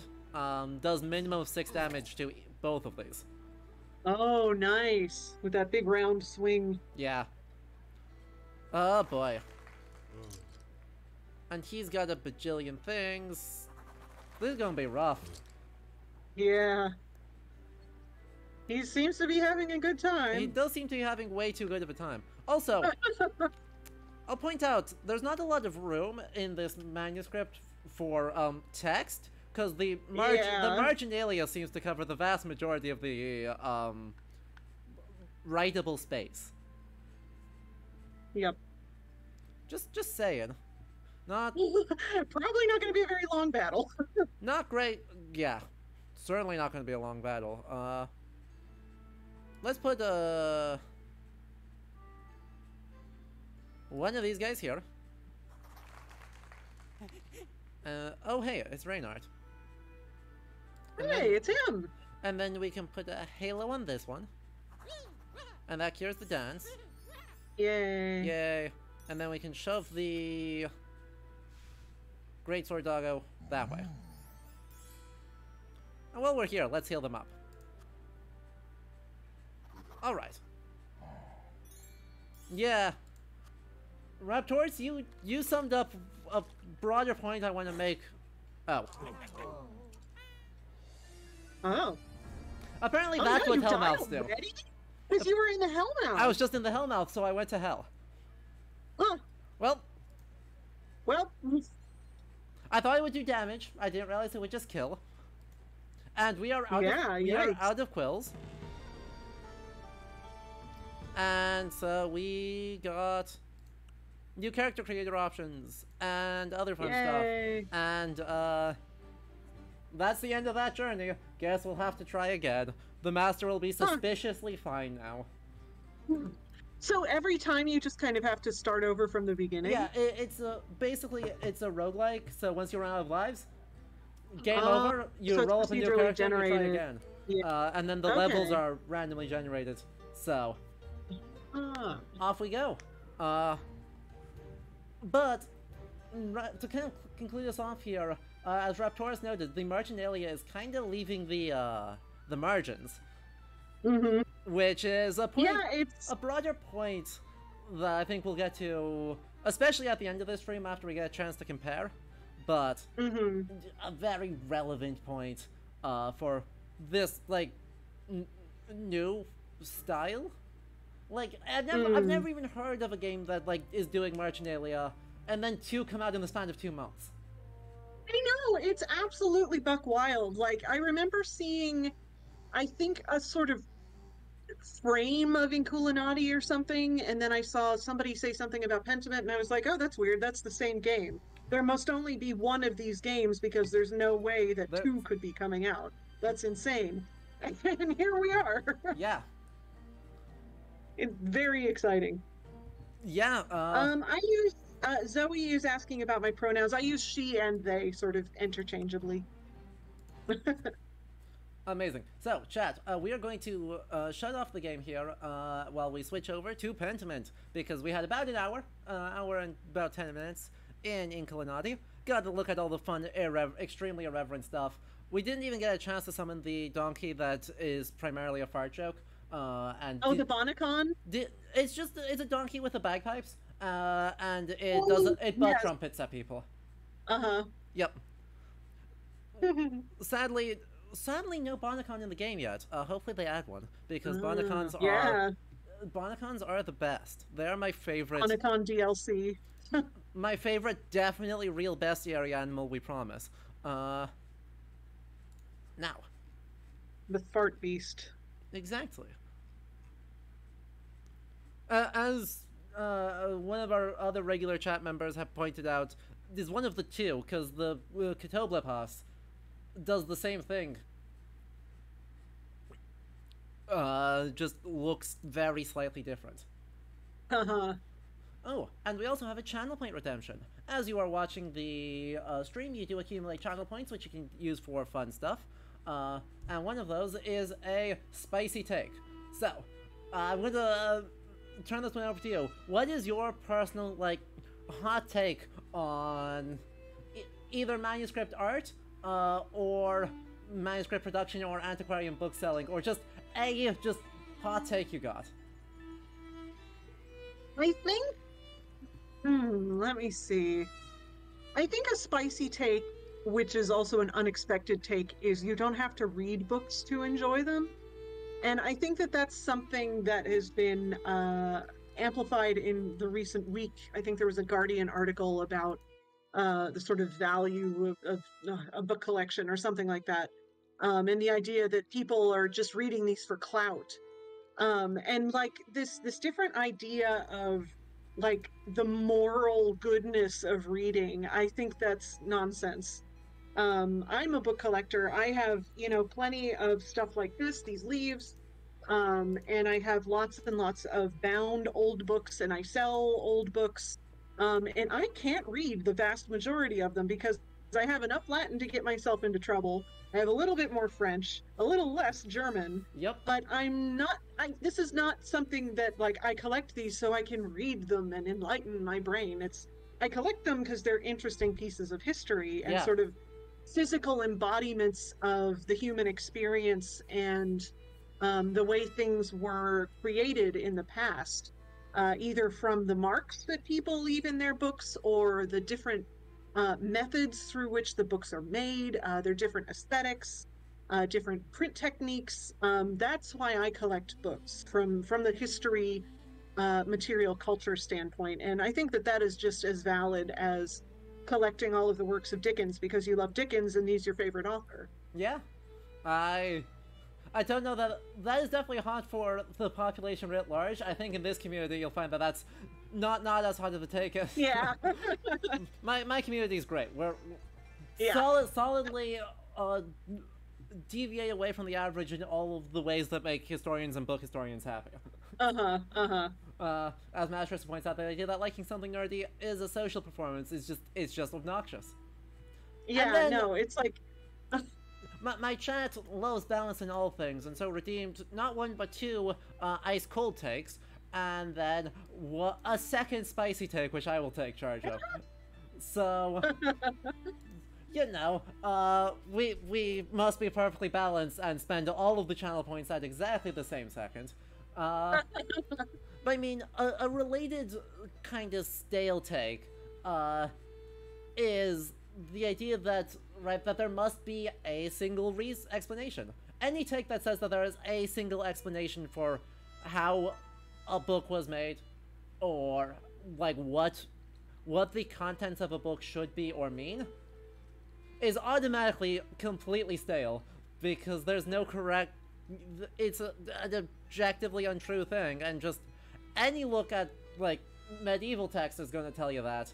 And honestly, any look at any text, even with the increasing homogenization of what books kind of look like in mass print, and the standardization of print techniques, it still is, like, transparently untrue. I agree. Hooray. Yeah, I just don't think, you know, like we were saying about the different snails and the jokes in the margins and things like that, there's no one explanation. Yeah. Like, and even in the period, there was no one explanation. It's not that the explanation was lost to time and we'll never know. It's that there's always been a variety of human experience. And yeah. No. Come on. Multiplicity of human experience. Everyone was exactly the same through all of history. Come on. No one has ever changed ever. Exactly. Medieval people so thought exactly the same way. Do I get a cold take? If you have one, feel free to give one. I mean, I have like the coldest take. This is a sub-zero take. Beautiful. Books are cool. Books good. Turns out, books good. Books good. Good books good. Yes. And an equally ice cold take, I think, actually no, we'll make this the other half of the spicy take, because this is not something the internet at large is going to like, but, the fact Pentiment and Inkulinati they don't do manuscripts better than the other one. They do them differently, but I don't think they really do manuscripts better, or, like, one is not more accurate than the other one. One is not a more truthful depiction of the realities of manuscript culture. They just are doing fun, different things. And, comparing them is not to say one is better than the other one, to make a tier list, as much as we love tier lists, but to just enjoy the differences between what they do and how they tell us different things about the Middle Ages. Because it's good. It's like that meme that's like, why would you pit two bad bitches against each other? Exactly. It's like that, you know? They're both great in their own ways, and something that I think ties into that idea of there's no one reason that things are the way they are, is that there's no one right way to depict a book in a fictional setting. A lot of people are sort of concerned that they're not doing it right, or they just don't give a crap. You know, I do a lot of scholarship on the way that books are depicted in Magic the Gathering, which is a sort of high fantasy setting where, you know, you do have flying books and you have books with teeth and books that are made of like skeleton bones and things like that. So it's like completely on the other end of realism. But Magic the Gathering, especially in recent sets, has really done a good job of incorporating realism into these fantasy books. And I think that either people playing tabletop role-playing games or other forms of games like that, they kind of think like, Well, if I start doing research on this, then I really am worried that I'm not depicting it correctly, and so I'll just sort of go with whatever I think is right. And that's when you get things like I think the closing sequence of Game of Thrones had Brienne of Tarth pull off like a 19th century publisher's cloth binding or something off the shelf, but it was like, what? Yeah, Like this it's is if you're going for medieval, that ain't it. So like it's just this sort of bizarre sense of what old book is, and there's no one answer to what one old book is. yeah, So yeah, and I think that that is perfectly embodied in Inkulinati and Pentiment. Inkulinati really goes deep into the physical sense of the book, and Pentiment really uses the book not only as a plot point, but as a sort of all-encompassing plot device, which we will see more of when we get into the game. exactly. Could you share Speaking of which, your yes, screen on Discord? I am doing that right now. There you go. Yay! And it picked a perfect set of marginalia to start us off with, TBH, as we have Uh-huh. Bunny Knight from Inkulinati, Oh yeah, there he is. and a historical exemplar along the bottom there of our little hellmouth devouring guy, and two sets of developer pets. Because that's what it turns out the cats and the cat and the dog are the dev pets. Yes, yeah, I think the cat and the dog are Josh Sawyer's cat Sesame, and I don't know his dog's name because I'm a cat person, but yeah. Priorities are in order. Alright, so I've got that up, I've got that up, and I've got that up. Perfect. I think we are in order to pick up with our version of Andreas Mahler this time. I did the Oh first... yeah, who are we? The entire first playthrough, I was the biggest book nerd humanly possible, and I felt very seen by that. So instead, we're going in a different direction. Our Andreas is a businessman who studied pre-Carolina imperial law and Latin and oratory. So theoretically, he should be very much better at making people do what he wants. And in Smooth practice, talker. everyone is going to hate his trivia. I know, I think my first playthrough, I purposely did not pick Bookworm because that seemed a bit on the nose. And I then I have no also regrets. I picked Latinist, so yeah, I was like, actually, decimation means, Exactly. I am so excited to just ruin Matthew's day with that. yeah. Oh god, it's going to be so good. No, this time he is a Twitch streamer, so he's big on that self-promotion. On that note, consider subscribing to the channel. But we are going to repeat the cutscene we did. This is the point of the Pentiment sequence is that we're getting a bunch of different people on. So the first one we had Zoe Frasnick, one of the devs of the game, on to talk about it, and we stopped in the middle of a cutscene. So we're picking up at the beginning of that cutscene again as Piero just lays out the entire theme of the game for us. Yes, thank you, Piero, for being our sort of exposition man. Exactly. I also, though, before we get too far in, I want to take a look at, the physical book that Pentiment is. Because it is a physical book where we started off, firstly, by creating a palimpsest when we erased the Yes. name of the rose with a pumice stone and a knife, and it was very good. But then also, right, this is much less like obviously parchment than Inkulinati's, right? You're not seeing hair follicles on this, and you're not seeing as clear of ruling. You can see the vertical ruling at the top where it says like in venerat intasio et kirsau abyssae. You can see the vertical rubrication. I think that is actually rubrication because it looks like it's in ink instead of with scratching. But you don't see the horizontal ruling. And Yeah. overall, I think, right, in a lot of ways, it's much more standard than Inkulinati's, and in a lot of ways, it's much less standard than Inkulinati's manuscript. Yeah, it's more of an interpolation of a manuscript. Like there are certain key elements to it that make you think manuscript more so than printed book. Yeah. Among them, that border and the sort of, if you look sort of on the right side, the thickness of the pages, it recalls parchment to me, even though you don't have those telltale things like the pores and stuff like that. Yeah. But also the different sort of irregularities within the text is more manuscripty, even though it is, it is a typeface developed for the game. It is more on the manuscript side. Yep. I wholeheartedly agree, and I think, especially since everything else in this game, except for Klaus Drucker's text, is handwritten. I think interpreting the larger book as something handwritten makes a lot of sense. Mm-hmm. Which is just the most aggressively bookish thing they could have possibly done. I know, and like I don't know. I'm trying to think of a way to say this without it being a horrible, horrible spoiler.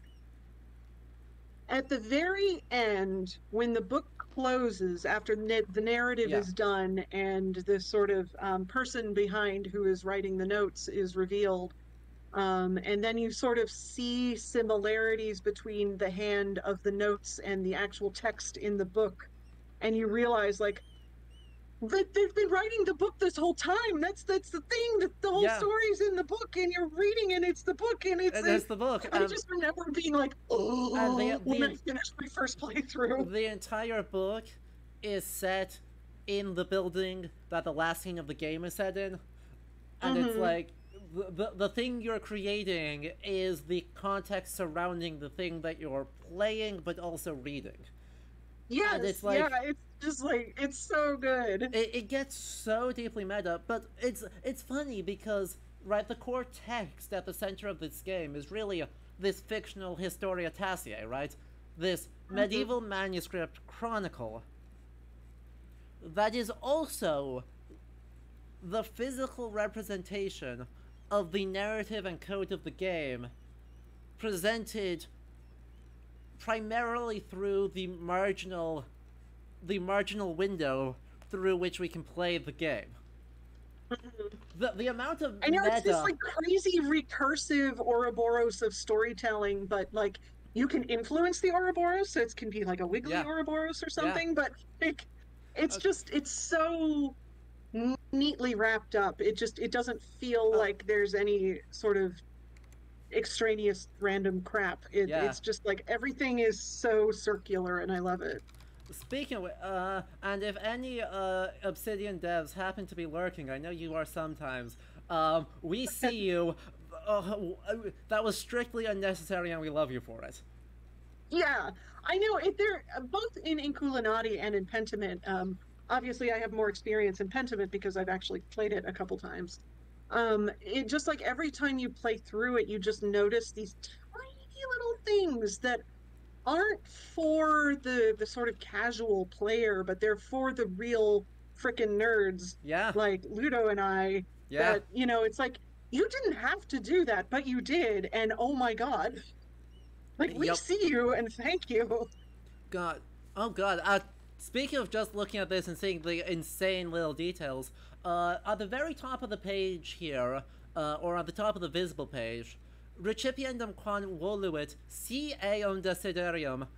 Look at that S. Just, I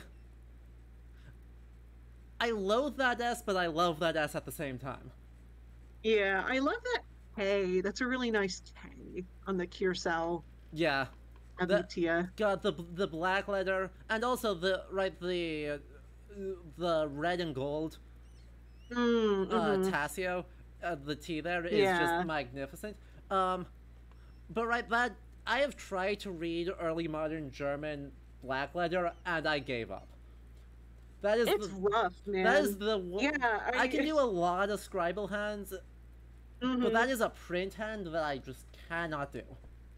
No, when I'm cataloging like 18th or 17th century German books in black letter, it's just like, gee, many Christmas. I cannot read who this publisher is. Like, you just have to, like, and I it's not really something I take pride in, but Wikipedia has a Yeah? really great sort of list of Roman letters and their sort of black letter correspondent letter. And I have found that to be very useful because some of them are unexpected shapes. Yeah. And I think that the it's a very good resource. And to be in rare books, it's not, you don't have to know everything all the time about everything. It's being, that skill of knowing where to find information is just as important as being able to regurgitate like the materials that spine supports are made out of and things like that. Exactly. Um, yeah.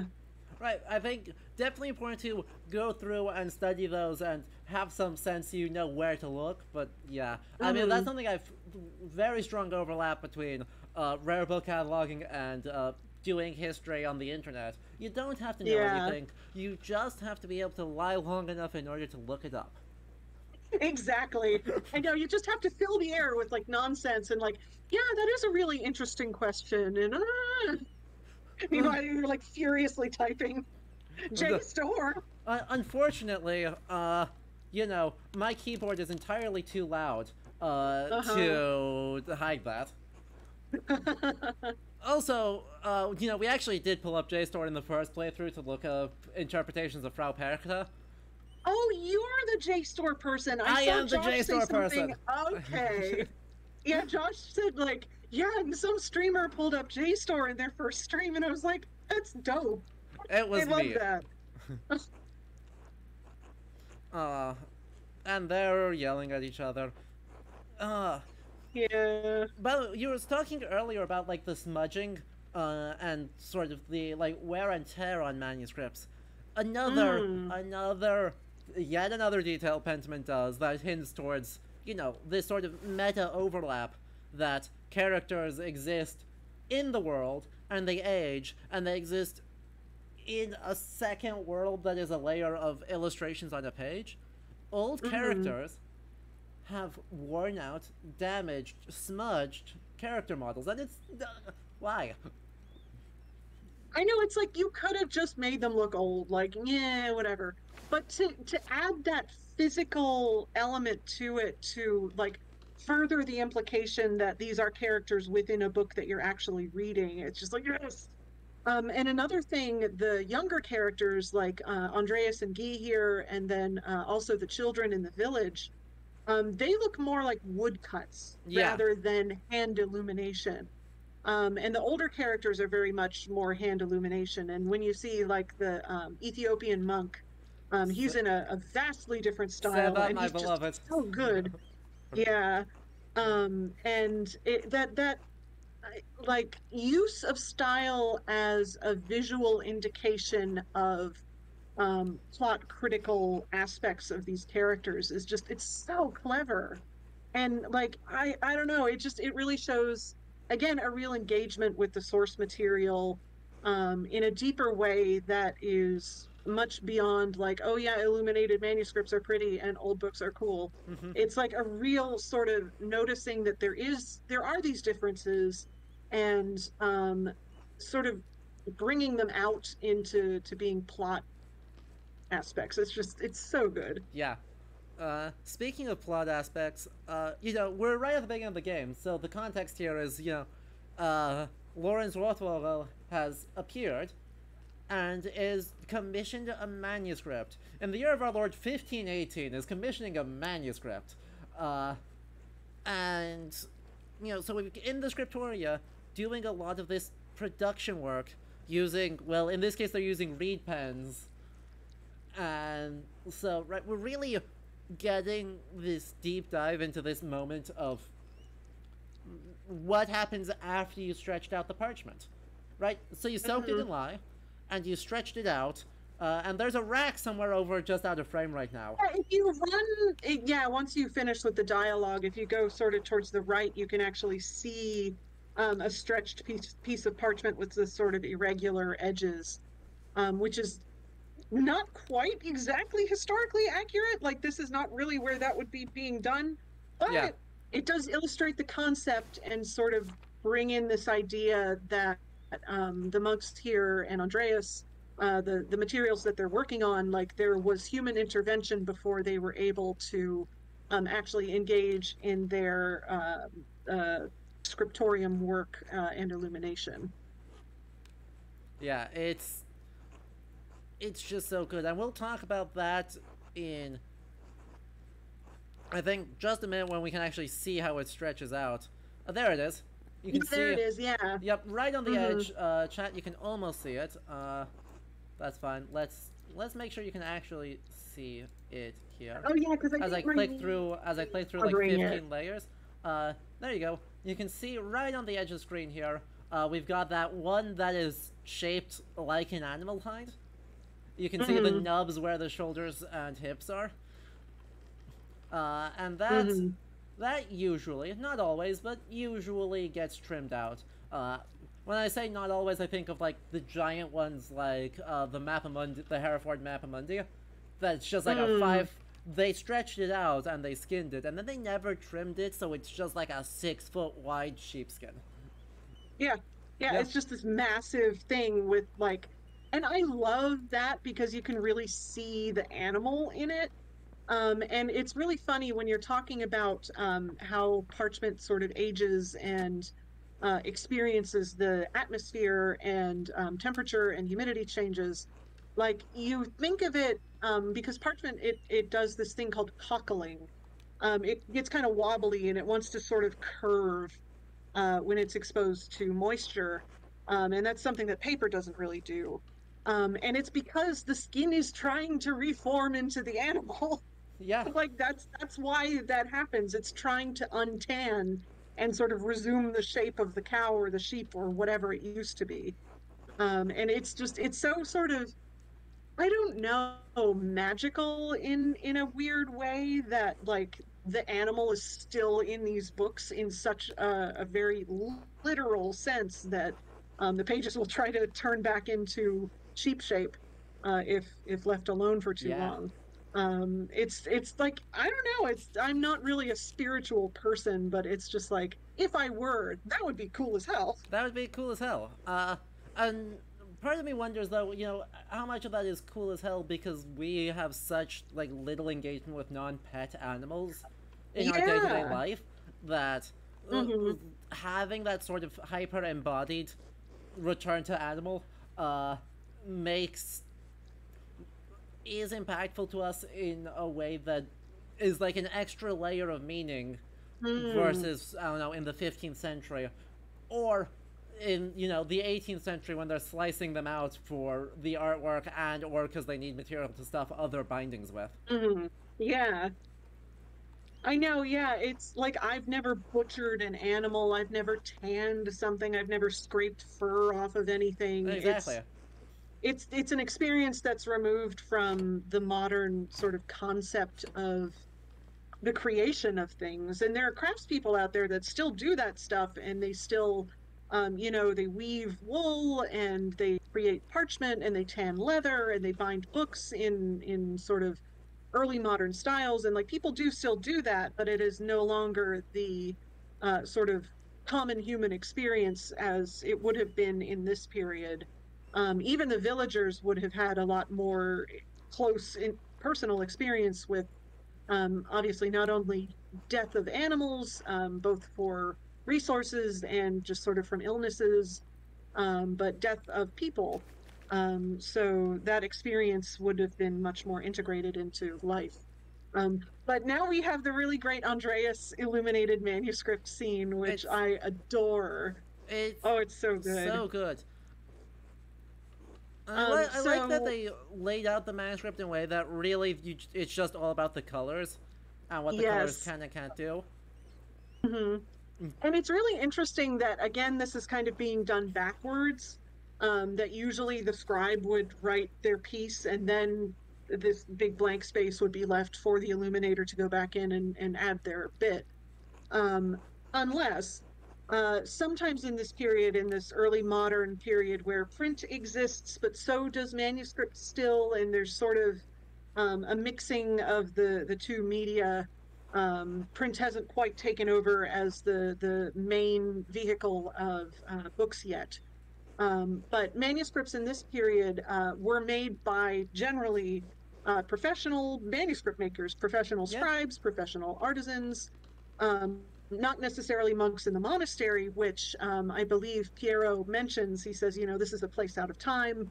We're doing this in a style that people don't really do anymore, etc.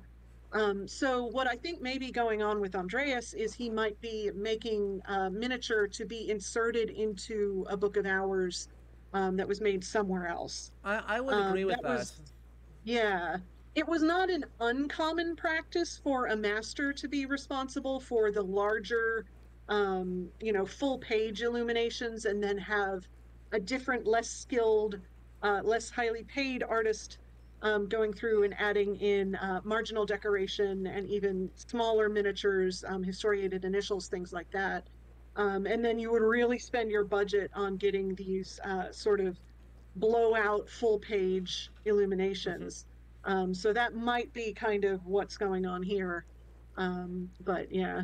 Yeah, I'd also note, right, it sounds like in the 7 year interlude between Act 1 and Act 2, it sounds like Hmm. he's not working in parchment very often. Right? Yeah, It yeah, sounds a which is lot like interesting. he was doing oil portraiture, doing Hmm. things on panel substrates. Yeah, Uh, altarpieces and things like yeah, that. so, like, really, in some ways, this is just a weird piece in a lot of ways for Hmm. Andreas to be making, and in this particular moment to be making. Hmm. Yeah, and there was some crossover between panel painters and manuscript illuminators. Obviously, when you get to oil, that's kind of its own beast and has its own weird foibles of the material. But especially in the Middle Ages, there was a lot of illuminators who worked as panel painters and vice versa. And the aesthetics informed each other of, the way certain figures were portrayed and composition and things like that. But again, by this period, like it's kind of a different story. Yeah. I mean, it's a shame we won't be able to see it, but, right, there's a couple of, like, the painting in the church, right, the Mm, Lady of the Labyrinth in the church, where we have the very clear, like, 14th or early 15th century gold backed portrait. Compare that uh-huh. to 100 years later, where we have the exact same physical portrait, but then you get, Hmm. like, a completely different background. Yeah. And seeing, right, Yeah, this moment of transition lets them do so much fun stuff. I know it's so great. I again love how they've taken like this historical moment of it's almost a liminal space of history, the time when manuscript production is still a thing, but also print is sort of on the rise as a communication method. But like in this early period, I think what is this like 1518. 18? Yeah, so like it's post-incunable.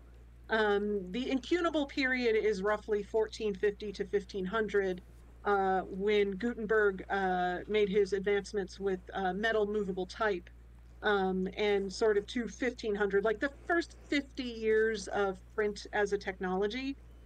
Incunable actually comes from the Latin word for cradle, so it's basically like when print was in the cradle, when it was just a baby technology still developing. So by 1518, like it kind of has its feet under it at least. Like you have a general page composition, you know what that looks like. You're no longer experimenting with like where stuff goes. And so printed books are becoming more affordable, more available, more widespread, and sort of there's a greater public awareness of printed books in 1518 than there would have been 20 years earlier. But also, like we said, there are manuscripts still being made. Yeah. So it's really cool. Uh-huh.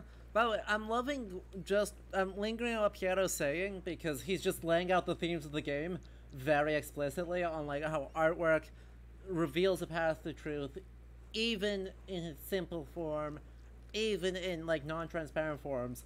That, like, the game as a piece of art and as a book is a thing that teaches you some truth about this period and about the human condition that underpins it. And it's like, Hmm. the fact that it's our old mentor monk, it just lays it all out at the beginning, and on my first playthrough, I didn't realize where that was going. And now coming back, it's just like, oh, you're just fully telling us the plot. It's like it's beyond foreshadowing. It's basically like, this is what the game's about. Exactly. And like, you don't realize that until you've played through it once. And I think like the successive playthroughs you do of it, the more you kind of realize how much the story itself really is a pentiment, and it is a palimpsest, and it is it is what it says it is, and you don't expect that. Yeah. The pentiment being like the underdrawing, or the earlier drawing showing through a piece painted over it, and the stories about, you know, the history of Tassing sort of making itself known whether people want it to or not.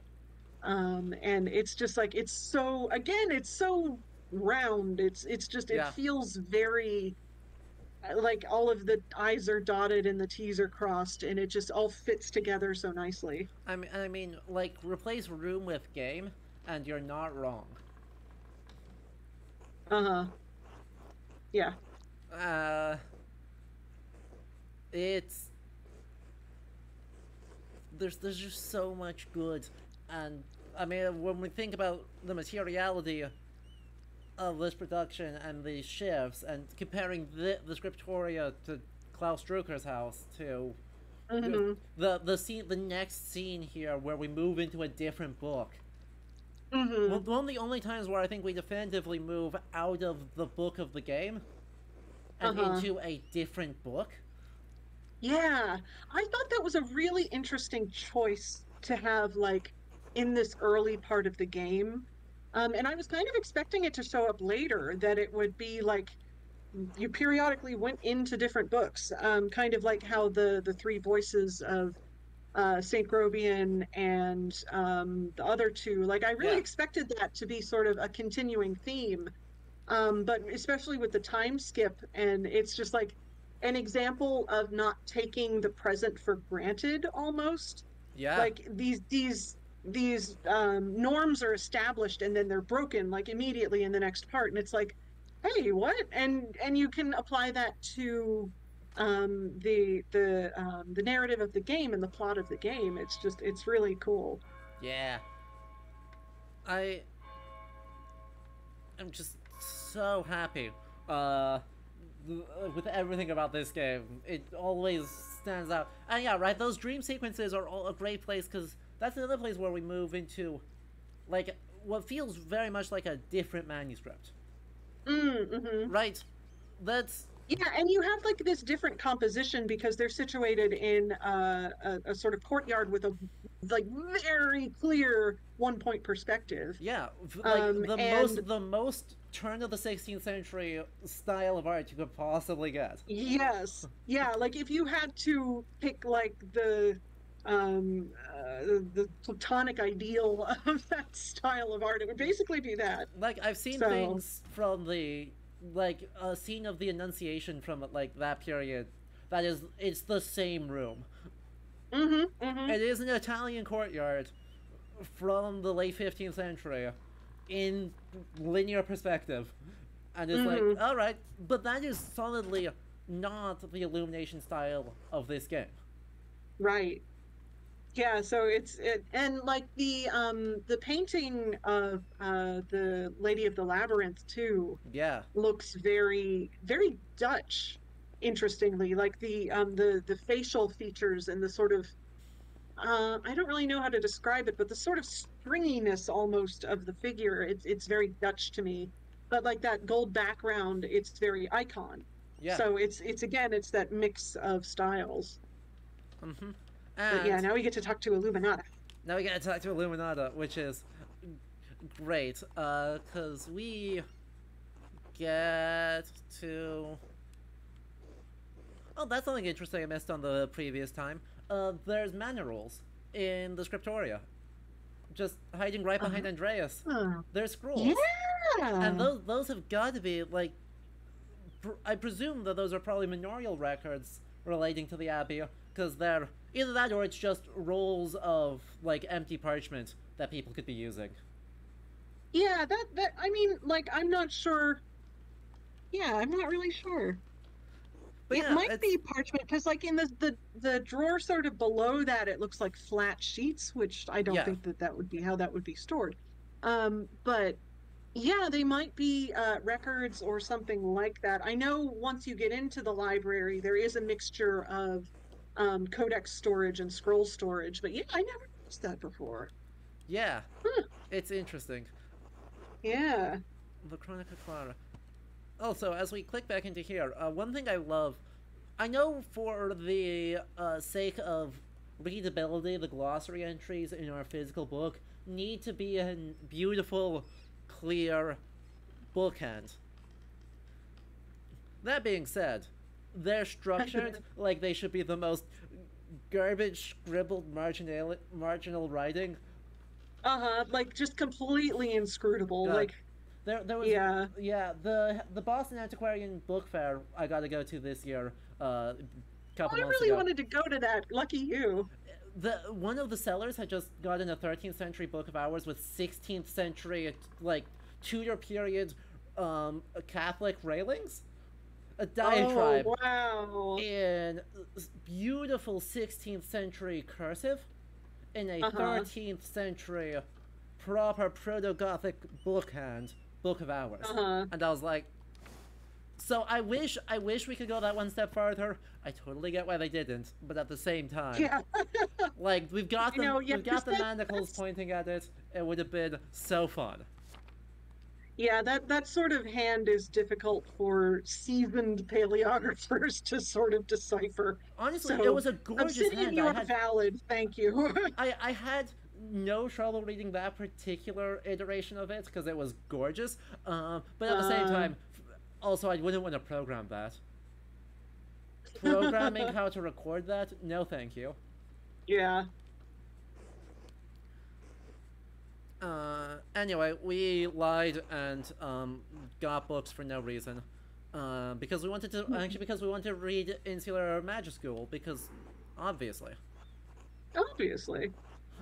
I mean, I've done that.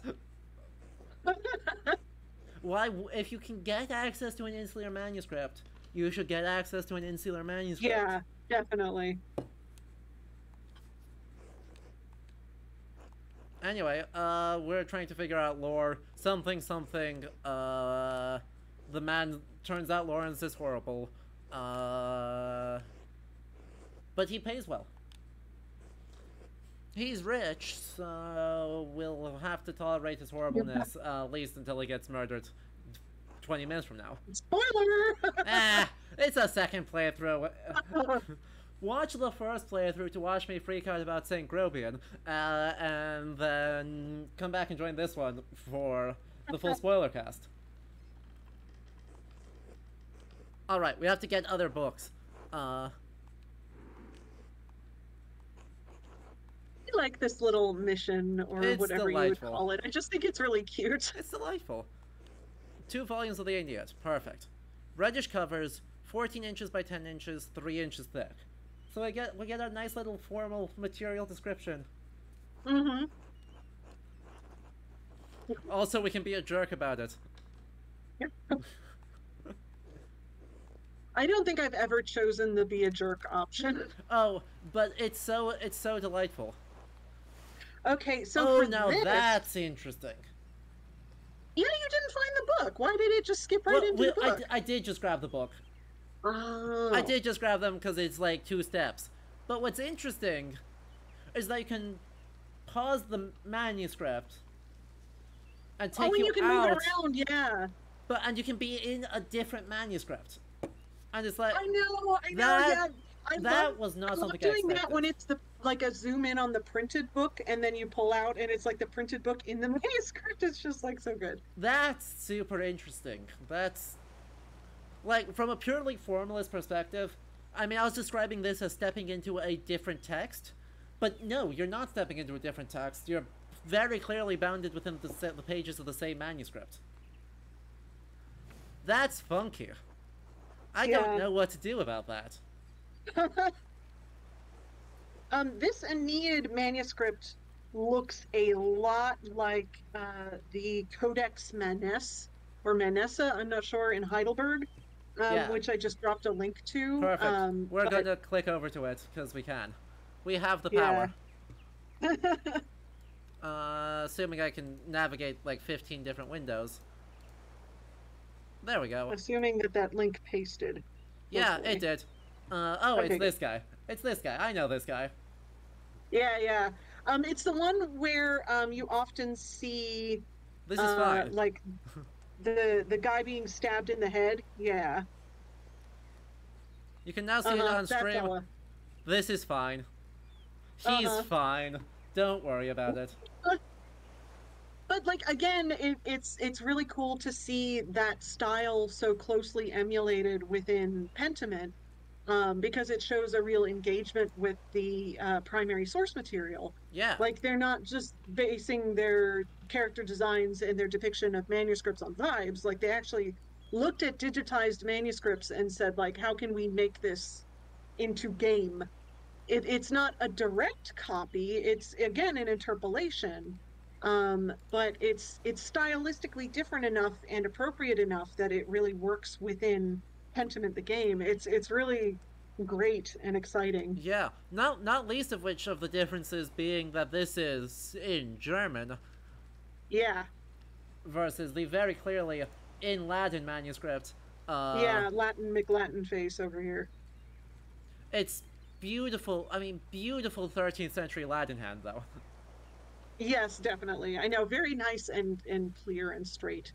I appreciate the effort to not have half of the text be just macrons of hey, we alighted this sentence. We alighted I know, this it's one like too. we've taken out 8 letters of this word and expect you to know exactly what it is because we added a The dash under the P. the word is only 11 letters long and we removed 8 of them and it's the same word. It's like why? Yep. What is the grammar supposed to be on this? Uh-huh. Oh dear. God, they're so fun. Also, Hmm. I mean, the production in this is. I love these scenes, these illuminations, because you can see like the process of production so clearly. So right, Yes. we have very clear ruling along the edges, and then clearly they've created the text block, and then around the same time they drew the fish. Uh-huh. Like they marked out the area for it, and then they drew the fish before they drew anything else in this entire thing. Hmm. And it I looks know, like so that way it gives that illusion that the fish are like in the water. It's very clever. yeah. And then looks like they probably did the blue and then the green goes over that and then the little Hmm. grass wiggles. Yeah. And then the people and fire come on the very end. And so you can Hmm. like even though this is a flat screen, you can really see the different like layers of paints stacking up on this. And that's super Hmm. cool. Hmm. Like pretty clearly I'd say the mast in a lot of ways like the black line art looks like they may have done touch up even on the sail and mast on the end because you can see little bits of Yeah, like yeah. speckling. There's Uh-huh. so much. And like the irregularity on the side of the ship, the sort of spots that are Yeah. indicative of the different boards. It's just like I love how they've added those touches to make it irregular. Like there's that effort to communicate the irregularity of things made by hand, which is really great. Hmm. I remember the first time I saw an illuminated manuscript in person, I was like really struck by how matte the colors are. I was really expecting them to be like a bit glossier. I like an oil painting Yeah. or something like that. And in manuscripts, they're not shiny unless it's like gold leaf or shell gold or silver leaf. It's this really sort of it almost looks like a very soft texture, like you want to touch it, like it's velvet or something. And I remember that it just knocked me down that like texture and you don't really consider texture often when you're first approaching books as objects. But there's so much texture in even a printed book of like the thicker rag paper God. or parchment in this case or anything like that. It's a very tactile experience. Yeah, one of my all-time favorite books I've ever handled is like an early 19th century edition. It's a translation of the so-called Anglo-Saxon Chronicle by James Ingram, Mm, but it's a first edition, so it's from 1819, I think. So we're still got hmm the linen rag paper. That may have been cotton rag paper, but still have fabric paper, and then and it was so worn, right, that the front cover, it was originally painted, but the boards had worn down, so instead of being a square, it's like an oblong oval with square pages. And it's like, oh man, the number of people who have handled this to wear down the front board that far, and it gives everything just a softness to it that makes it hmm just feel really good. And so shockingly durable for feeling that soft and being that worn. But Well, like imagine a dollar bill, or at least a dollar bill. I don't know if they make them out of plastic. I know they make like the the don't they make new the hundreds out of plastic now or the something? new ones are all plasticky, but if you can, especially if you get like a Yeah, $2 bill, since they are minted yeah. so regularly, those are still the linen hmm blends, And like you can run an old dollar bill or a $2 bill through the wash and and it it's comes fine. out and it's fine, but it is like it's a little softer. And it's that same concept is applicable to pages made out of linen rag. That just over the years they're not quite as sharp and stiff. They become softened with handling and use. And Andreas having engaging with questions of gender and sexism. Yeah. We'll listen to Beatrice in this case because Beatrice is based and Grovian is cringe. That description based Beatrice. Uh, I like and this little just transition of Illuminata like traversing the gutter and yeah, like ending up in that other illumination. just fully breaking the rules of manuscripts, but in a way that is like feels right. Like hmm it's one of my favorite things is that this art hates being bound. Uh-huh. Right, there's so many situations where they like you have this art that they put in a frame and then they paint over the frame, and they're like, hmm no, there's like this awareness among a lot of medieval people that this art, if it's portraying life, does hmm not get bound by that book or by the frame that you put it in, and so they do this weird like, especially monsters will do this like weird transgressive thing that is Mm. genuinely unsettling at times, but also very fun. Like hmm the Wonders of the East always does this. Like they just refuse to stay put, Uh-huh. and it's I know it's like a great literal example of the transgressive nature of those weird creatures. And again, going back to the idea of like the margins were a liminal space. Like the text often, if it was a religious book, it was holy. It contained the holy word of God or whatever. And the illuminations, the actual miniatures themselves, were really a window into the holy, and again, a sort of method of intercession into that world. But then there were these other places that were between the holy and the mundane world, and that's sort of the world of the grotesques and the medieval monsters and your snails and rabbit knights and foxes and things like that. And so it's really just sort of hitting you over the head with the fact that like this is not a place of honor. yeah. No good deed is commemorated here. That sort of thing. Now a completely Oh, different like do the era. zoom out thing again. Yeah, we've got the Yeah. print. We've got a print text with a woodblock illustration that has then been hand painted, that is now completely contained within a parchment manuscript. layers upon layers. I'm actually super curious, right? I love this style of like hand painting the in a woodblock print, because this is clearly Hmm. done by hand. It doesn't follow any of the lines I would expect on if it was Hmm. printed. But I know very And you little can tell about that that like process. yeah, the paint kind of obscures the printed lines too, which is such a great little touch. Like it's the black lines are sort of Yeah, lighter under where there's thicker paint, and I just love that.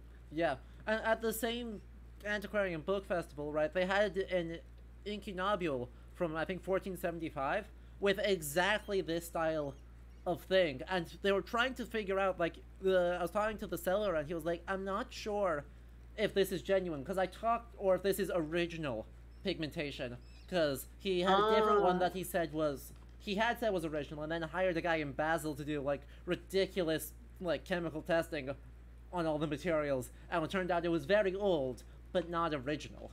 And so it was like, uh-huh. and so I was looking and I was like, well, it's clearly contemporary, but I don't know, is this part of the commission thing or is this someone later Yeah. feels like goes like, no, this scene needs color. Hmm. I know, and it's so hard to be able to differentiate that because, like you said, contemporary is different from original. And it's extra hard because sometimes, especially in the early days of books, people wouldn't buy a bound finished book. They would buy a stack of printed pages, and sort of have it finished in whatever way they could afford. So a lot of people would buy a fully black and white book, uncolored, completely, unfinished, unbound. And if they couldn't afford to have their illustrations colored, they just stayed black and white. And it would be again up to the buyer to pick what kind of binding the book ended up in.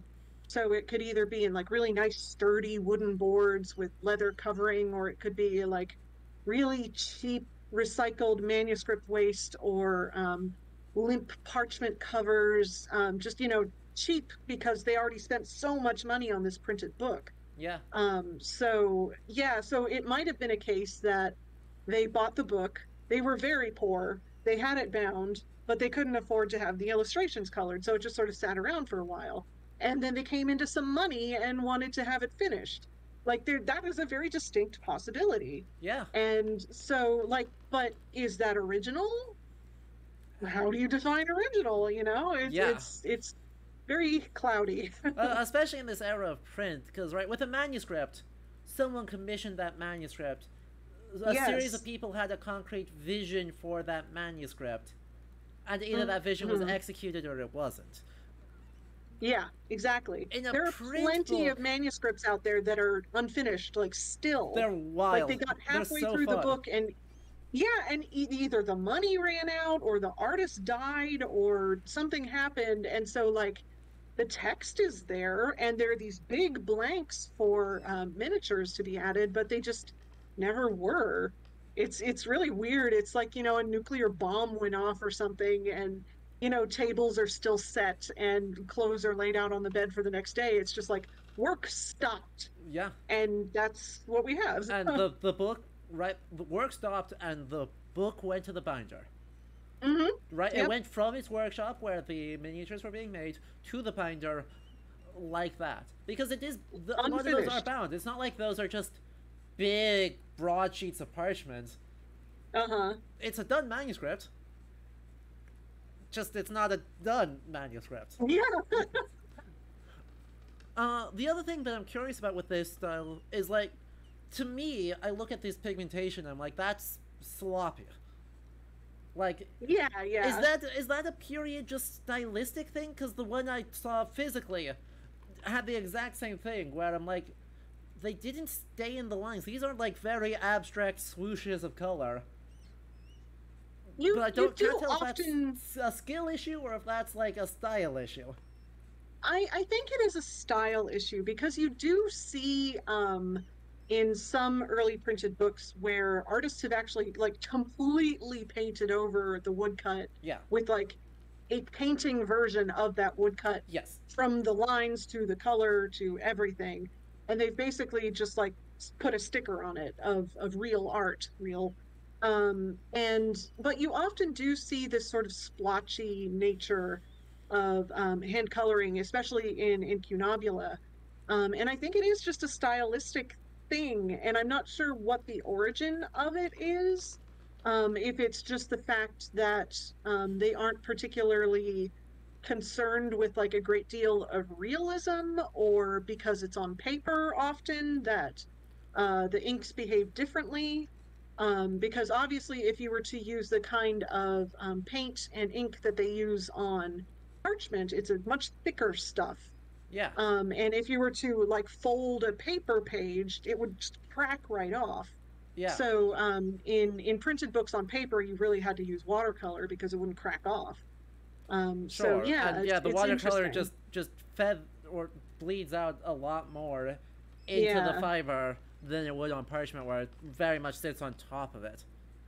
Hmm. Yeah, it's interesting because right, in a lot of ways, I expect for Incunabula and other early print that a lot of the illumination is coming out of the same tradition as medieval Yes. manuscripts, and that there's a lot Uh-huh. of overlap between, like, who's buying them and who's making them.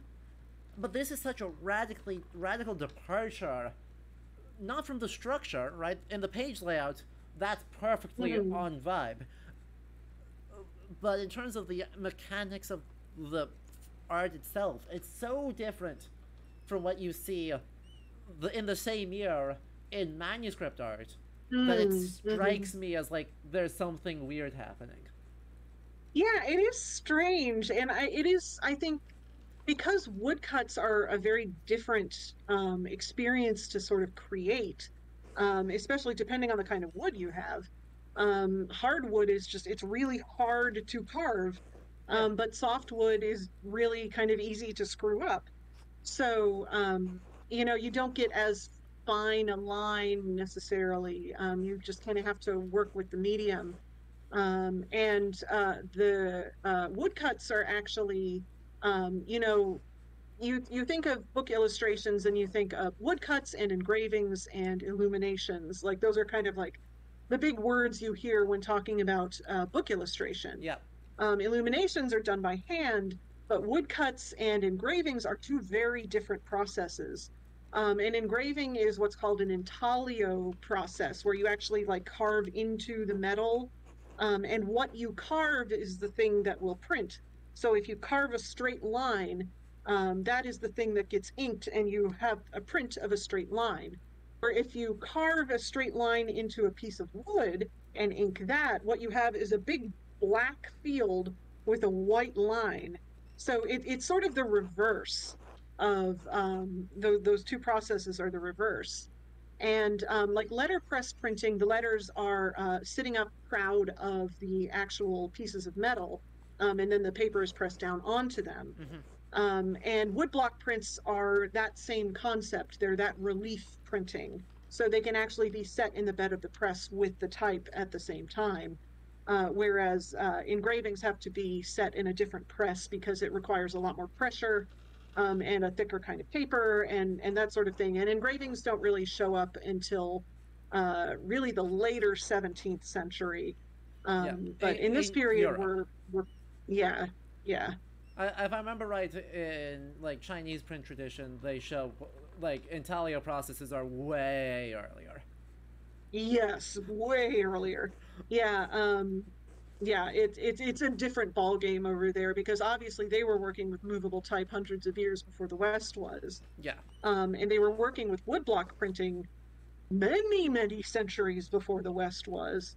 You don't really get woodblock printing even in illustrations until around Gutenberg in the West. So around 1450, you see these things called block books, which are basically like single blocks of wood carved with text and illustration, sort of all on the same thing. Um, and in China and Japan and Korea, they were printing stuff. I can't remember exactly. I think it was the 1100s. Am I wrong? um, The Chikchi Korean manuscript that's in the BNF. I can't, I or don't not remember. manuscript. Yeah, I do not remember. yeah, I can't remember. I know which one you're talking Um, about, but My memory for like names of manuscripts is rubbish, so or names of texts, I suppose.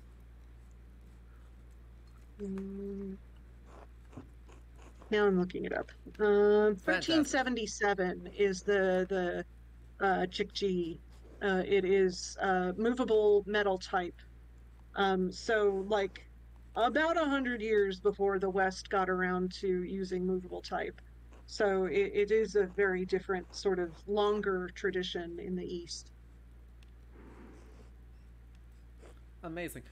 By the way, as we're talking about returning this book is stolen.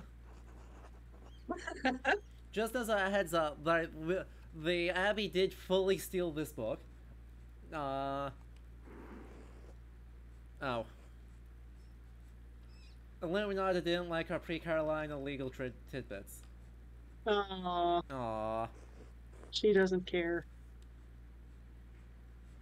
We said we wouldn't be liable if you just held on to it. It would be fine. We studied law, we're sure of this.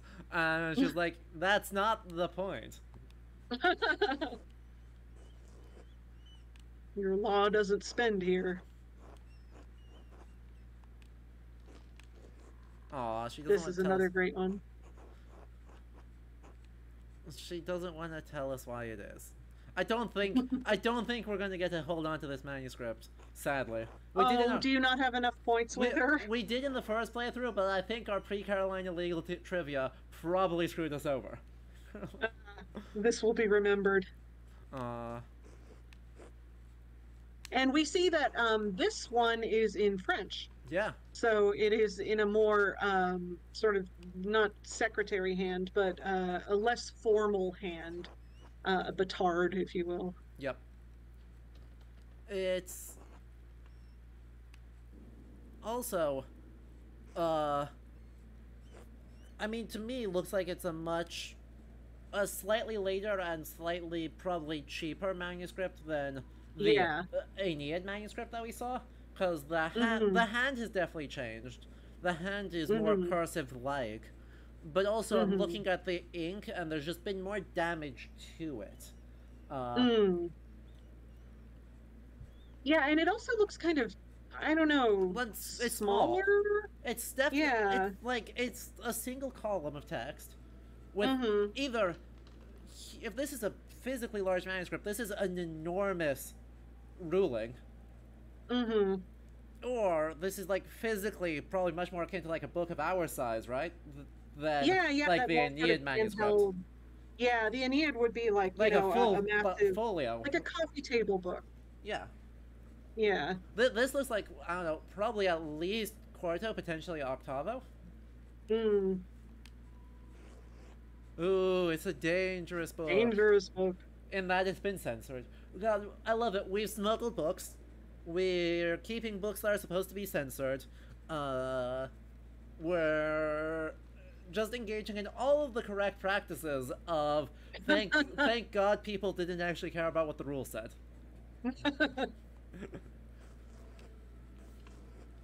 French bishops. Aww. Sadly, the author was burned at the stake.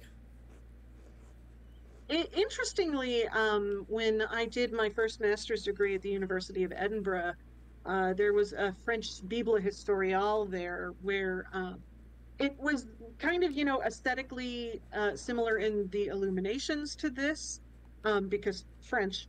It was obviously a much bigger book, and it was not burned because it was a Bible. But the initial illuminations, which were executed, I think, in the 14th century, did depict God, like is being shown here, like God as a man, as a bearded person, individual, and God doing various things, like God creating the animals at the beginning of Genesis, and God sort of appearing to different people, like as a physical being. And later, I'm not sure at what point, maybe the sort of 15th or 14th or 15th or 16th centuries, someone actually went through and painted out all of the images of God with shell gold. So it's like this weird ghostly gold figure that used to be God and is now just this mass of gold which you can sort of discern a human figure in. And it's just so fascinating that the attitude of religion changed that much, like since the creation of that book, that someone would actually go through and censor it in that way. It's just really interesting. Yep. Okay, ask your one key question about Lorenz. Yes. God, our book. He's read the Yeah. script. Lawrence Rolfvogel read the script. And then somehow still got. Yeah. For knowing the script, he suspiciously got. What kinds of books I does don't he buy, remember though? which one. Yeah, I don't remember which one I picked as I mean, yeah, I think I did the, like, why was he so friendly with us last time, but yeah. in this case, we're being book historians. What books is this person commissioning? Yeah, yeah. Right? What can that tell us? Exactly. What does this tell us about him, the person, and what does this tell us about the social context he's trying to navigate with these books? Because this is not a small amount of cash. That being said, we're not trying to self-promote here. We're just curious. Exactly. This is a weird place to be patronizing in this period. You're going against cultural norms. What's the deal? Mm-hmm.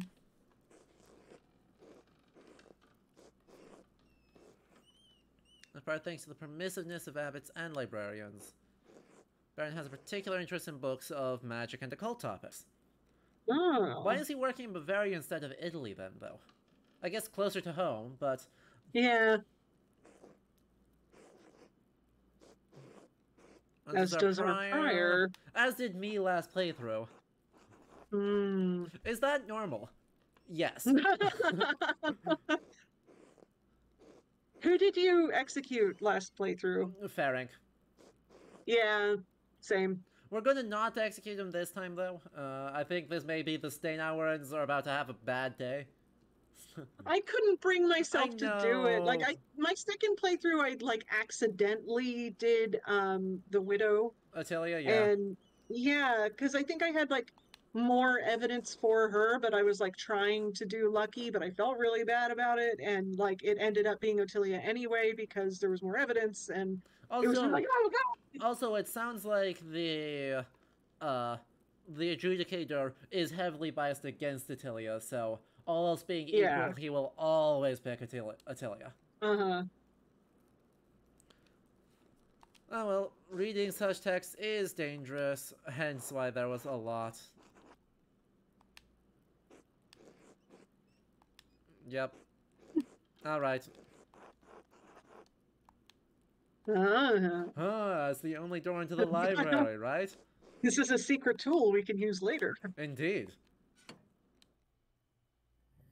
Well, that was fun, but we are at 2.5 hours, so we made through, exactly one scene. We didn't even get a look at our beautiful, beautiful printing press. I know, and like I hate that you get bullied into eating dinner with Lorenz and at the Abbey that night because exactly. I don't think we get to see the printing press until after the murder, which we are not close to. Yeah, yeah. So my one quibble with Pentiment is that there's no mini game revolving around the printing press. I just think that would be so fun, right? To have like you have to ink it with the ink balls, or you like have to compose a line of text or something like that. I just think that would be so fun. It would be so fun. And right, I mean, they did add one mini game. Right, they added one. So fingers crossed. Fingers crossed they'll add more. I need to ask Zoe why is there's none. Right, we play as two artists, and there's no mini games related to making art. Yeah, I know, like grinding up your pigments or something like that. That would be fun. There's so much good stuff and so much good art in this game, but it's something that it's like there's this separation of we the player in an otherwise embodied world really only get to interact with medieval art and medieval book production and early modern book production through the physical text that survives to us, and there is no space for like fully embodying Andreas and doing that day-to-day work of Mm. making art. And that's a fascinating separation, and one I think is full of meaning but is also weird. I know Anyway, it's frustrating. Like, and I don't feel like that's like about the game, but I just like as a nerd, I want to like virtually do print balls on the yeah, type. Like, yeah, it makes such a fun sound. Like you're yeah. doing Rare Book School, right? And yeah. And at Rare Book School in Virginia, if you take a class like actually on the campus, you Yeah, often get to have like a session in the print lab, and you get to print a page of something. And as part of that, you actually get to like ink the press with the ink balls. And I don't know, I'm an ink ball fan. They make really cool sounds when yeah, you bip them on the metal, the bed of the press to ink the text. yeah, Because the ink is very tacky because it needs to stick to the type and then be transferred to the paper. So when you're bopping it on the set type, it kind of makes this like bippity bippity bippity sound. It just makes me really happy. it's so good. Uh, anyway, we are about to move into sort of the last conclusion chatting phase of things, but I did actually just notice one other thing that's interesting and weird. Uh, there's the marginalia only surrounds the itself marginal image block. It doesn't. Mm. It's not like in the big. I mean, let's pull up a historical manuscript here as we transition into that discussion. Uh, on stream, right? I've got the Book of Hours of Catherine of Cleves, which in a lot of ways is a great comparison point to what Pentiment is doing, Mm. because we get these big blocked out sections of a scene where we can interact. I mean, it's reversed, but that's fine. But you can see, right, the floriated material and the strawberry and the bugs go all the way around. And so, right, that's another thing that just strikes me as super, like, weird and interesting in the game, is the idea that there is marginal art that is important to the historiated scene and not important to the even more marginal text. I feel like that might be a very practical sort of consideration as well from a game design standpoint, because every time you do pull Yeah, out, you get a different sort of arrangement of your marginal grotesques. And if you did have like a patterned ground that you had to situate all of these characters in, like every time you got a new distribution of characters, you would have to like fiddle with the floriation and the spiky ivy leaf and stuff to sort of make room for everyone in there. So it feels like each of those grotesques has its own sort of self-contained floriation that is sort of independent of the rest of it. So that way, if you wanted to substitute the weird white dog for that one of Sesame, then like obviously that can be done without screwing with the goat eating the berry. yeah. So I'm saying I, this as someone who doesn't design no, games for a I mean living, but that makes yeah. perfect sense to me, and I think that's exactly right. Is that it is pretty clearly like a modular sort of design, which is Yeah, modular. That was the way it was word it was looking for. which I mean makes Yeah. sense, and makes sense with like medieval ruling is that you block out a dedicated space for a thing, and Hmm. you only kind of add all the floriation in after everything else is done. Yeah, yeah. So it makes perfect sense. It's just a statement that is game design wise reasonable and true, and philosophically also very interesting.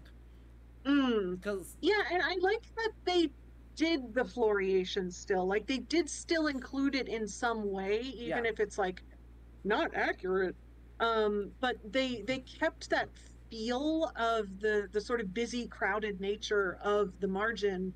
They just converted it into something that is more practical from a game design standpoint, which again, it's that remediation and interpolation of the primary source to make something that reads better to a modern audience and is actually useful in that way. And it's really cool. yeah. But as we're looking through here, I mean, as we bring these two into comparison, right, in the last bit of the stream here, as we think about Pentiment and Inkulinati as like two games that are weirdly in the same setting of being literally on the page, in with that book in a bunch of different contexts, either at a desk or in the wild. Like, what stands out to you in comparing the two? I think, like I said, before we got into Pentiment, the both of the books are like set within a book or books. Yeah. Inkulinati sort of more literally so, where it's really playing with the concept of page layout and decoration in a very literal sense. And Pentiment, sort of in its nature, is a much more narrative game. Yeah. I think because it doesn't have that battle element to it, that it's painting with a broader brush, which I think it's good and a little bit lacking in some areas. Like, not that that's bad, because we're looking at this with magnifying glasses, basically. Like, we are super specialized about this stuff. And so, like, we are the weirdest little corner of the target audience for this stuff. And If like, they didn't want us to do this, they shouldn't have made a game that targets us specifically. exactly. But like, for person who might be familiar with the aesthetics of an illuminated manuscript, like, bingo, you got it. Like, you got it in one with this layout of when you pause Pentiment and you zoom out and you have the marginal scenes and the text above, and you can kind of see like a snapshot of or a snippet of the clasp on the side of the board and stuff like that, where it's not like hyper realistic like Inkulinati, which again, like, it really incorporates that the physical aspects to be part of the setting, and Pentiment takes those physical aspects and sort of, I don't know, it makes a book out of them, which I really think is really interesting. Yeah, it makes in like several different layers of what is a book, right? And the like stupidly, you can make an argument that almost anything is a book, especially as we move into digital era and have to figure out how you like, are ebooks books, and so is code a substrate? And if code's a substrate, is a game a book? And is a game that takes place within a book, that is styled like a book, is the book in the game the book, or is the code underlying the book the book? I could keep going. Everyone, I'm confused. I think everyone else is confused. Yeah. No, it's really cool that there are games out there, Inkulinati and Pentiment, and I'm sure that these two games' successes will sort of set a precedent for games like this to be made in the future, hopefully. Hopefully. I would really like there to be more bookish games out there. But really playing with that inception concept of like asking yourself what is a book, even if it's not like the front end question of the central point of the plot of Pentiment isn't what is a book. It's, what is history, what is a life, exactly. It's what is a historia in a lot of ways, right? What is a specific type of book, but also the contents of that book. Exactly, yeah. And Pentiment, it is a lot about the text, although it does incorporate lots of aesthetics and decoration and illustrations. It is about the text. It's about what's going on in the story. It's about how the text isn't necessarily reliable for communicating history, that it leaves a lot of things out. Whereas in Inkulinati, like, you are playing and the text gets filled in, but it's mostly about what's going on in those margins, and how those things are interacting. And there's a lot of battles where text doesn't exist. Like, it just occurs on these like ephemera of parchment. Which does bring up to the last point. It's something, right, I mentioned before we went live, but it's kind of probably the last point we have time to consider. But like, it's weird to me that we got two games about medieval marginalia, and they both make in a lot of ways, very similar decisions about what is important on a manuscript. And the thing that is important on the manuscript is not the thing that takes place in the center of the manuscript, right? In all of these books of ours, the text block is the center of the manuscript. It is like the point of is the first thing that gets made in a completed manuscript. It's the thing that's in the center. It's the thing you don't try and paint over too much. With exceptions. So, right, clearly within a medieval conception of the book, right, I think it's pretty intuitive to say, and honestly, in a modern conception of a book, the words on the page are the important thing in this book. That's like the standard understanding. And both of these games say, nah, screw that. Right, the text is either just telling you what you are seeing, as in Inkulinati's case, or the text is like 80% out of view and in a language most people don't speak, and is I think if you translate all the bits you can get, there's actually secrets I think that are only in this text, because of course there are. But very Obsidian. It's such a Josh Sawyer thing to do. But you can't see most of it. It's literally not in the window of the game. And so there's just a lot there that feels like a weird inversion of the way medieval manuscripts were conceived of in the period and are largely conceived of now.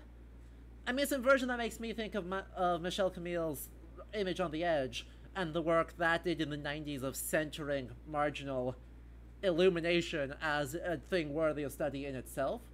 But it's like they've taken that idea and just run with it.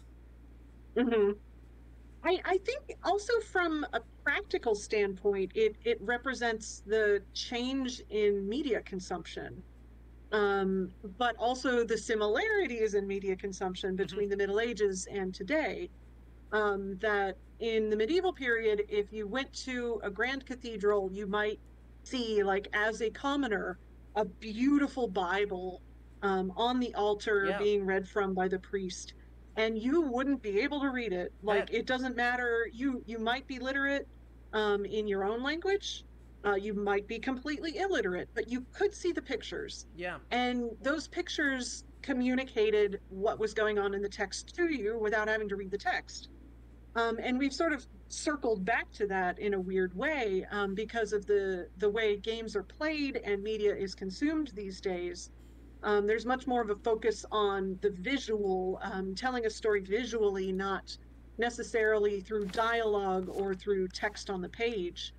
And I think that it's a really interesting mirror across time of the ways that people comprehend books and stories and are able to interact with them or not. Because books for most people in the Middle Ages and even in the early modern period would not be something that you get to see very often. There weren't libraries the way we think of them. People didn't have books at home. You couldn't just pick up a novel and read it. These were very precious objects that you would see sometimes. And so there was this sort of natural removal from the book, unless you were a very, very, very rich person or a monk in a particularly bibliographic abbey or something like that. Right. If you're Chaucer's wife of Bath, right, Abigail was able to collect a bunch of stuff by virtue of outliving 4 husbands and inheriting all of their money. Exactly. But right, Chaucer's wife of Bath is not an average person. And you can tell that, I mean, even in Chaucer you can tell that, but I think in a broader context, it stands out just how exceptional that ability is and what that affects the way that she thinks about books and the way we think about books through her. Someone asked, for this dude, were there not picture books back then? And that kind of depends on what you mean by picture book. If you're thinking like a book for children that is full of pictures and as an educational tool, no, that did not exist. Children are just small adults. obviously. Yeah. They read Yeah, Latin like obviously. everyone else does. But really interestingly, books of hours were often used as what we think of as picture books today. They would be a wealthy child's first experience with a book, usually taught by their mother, to sort of go through and have their first experience with reading and with comparing illustrations to the text and things like that. But not all manuscripts were illustrated. There are plenty of manuscripts out there, even like grocery lists and simple rolls of church accounts and things like that that were not illuminated, and even really classical texts like the Name of the Rose, or not Name of the Rose, but the Romance of the Rose and the Bible and things like that. That there were just text versions, and those would have been much less expensive. Yeah. So not all books were illustrated. The ones that were illustrated were more expensive, a higher quality usually than the just plain text ones. But the pictures did help to tell the story.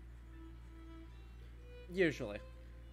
Usually. Though, as the Luttrell Psalter illustrates to us significantly too well, put a little asterisk on that, because as with all things in book history, I think, there's always that little asterisk.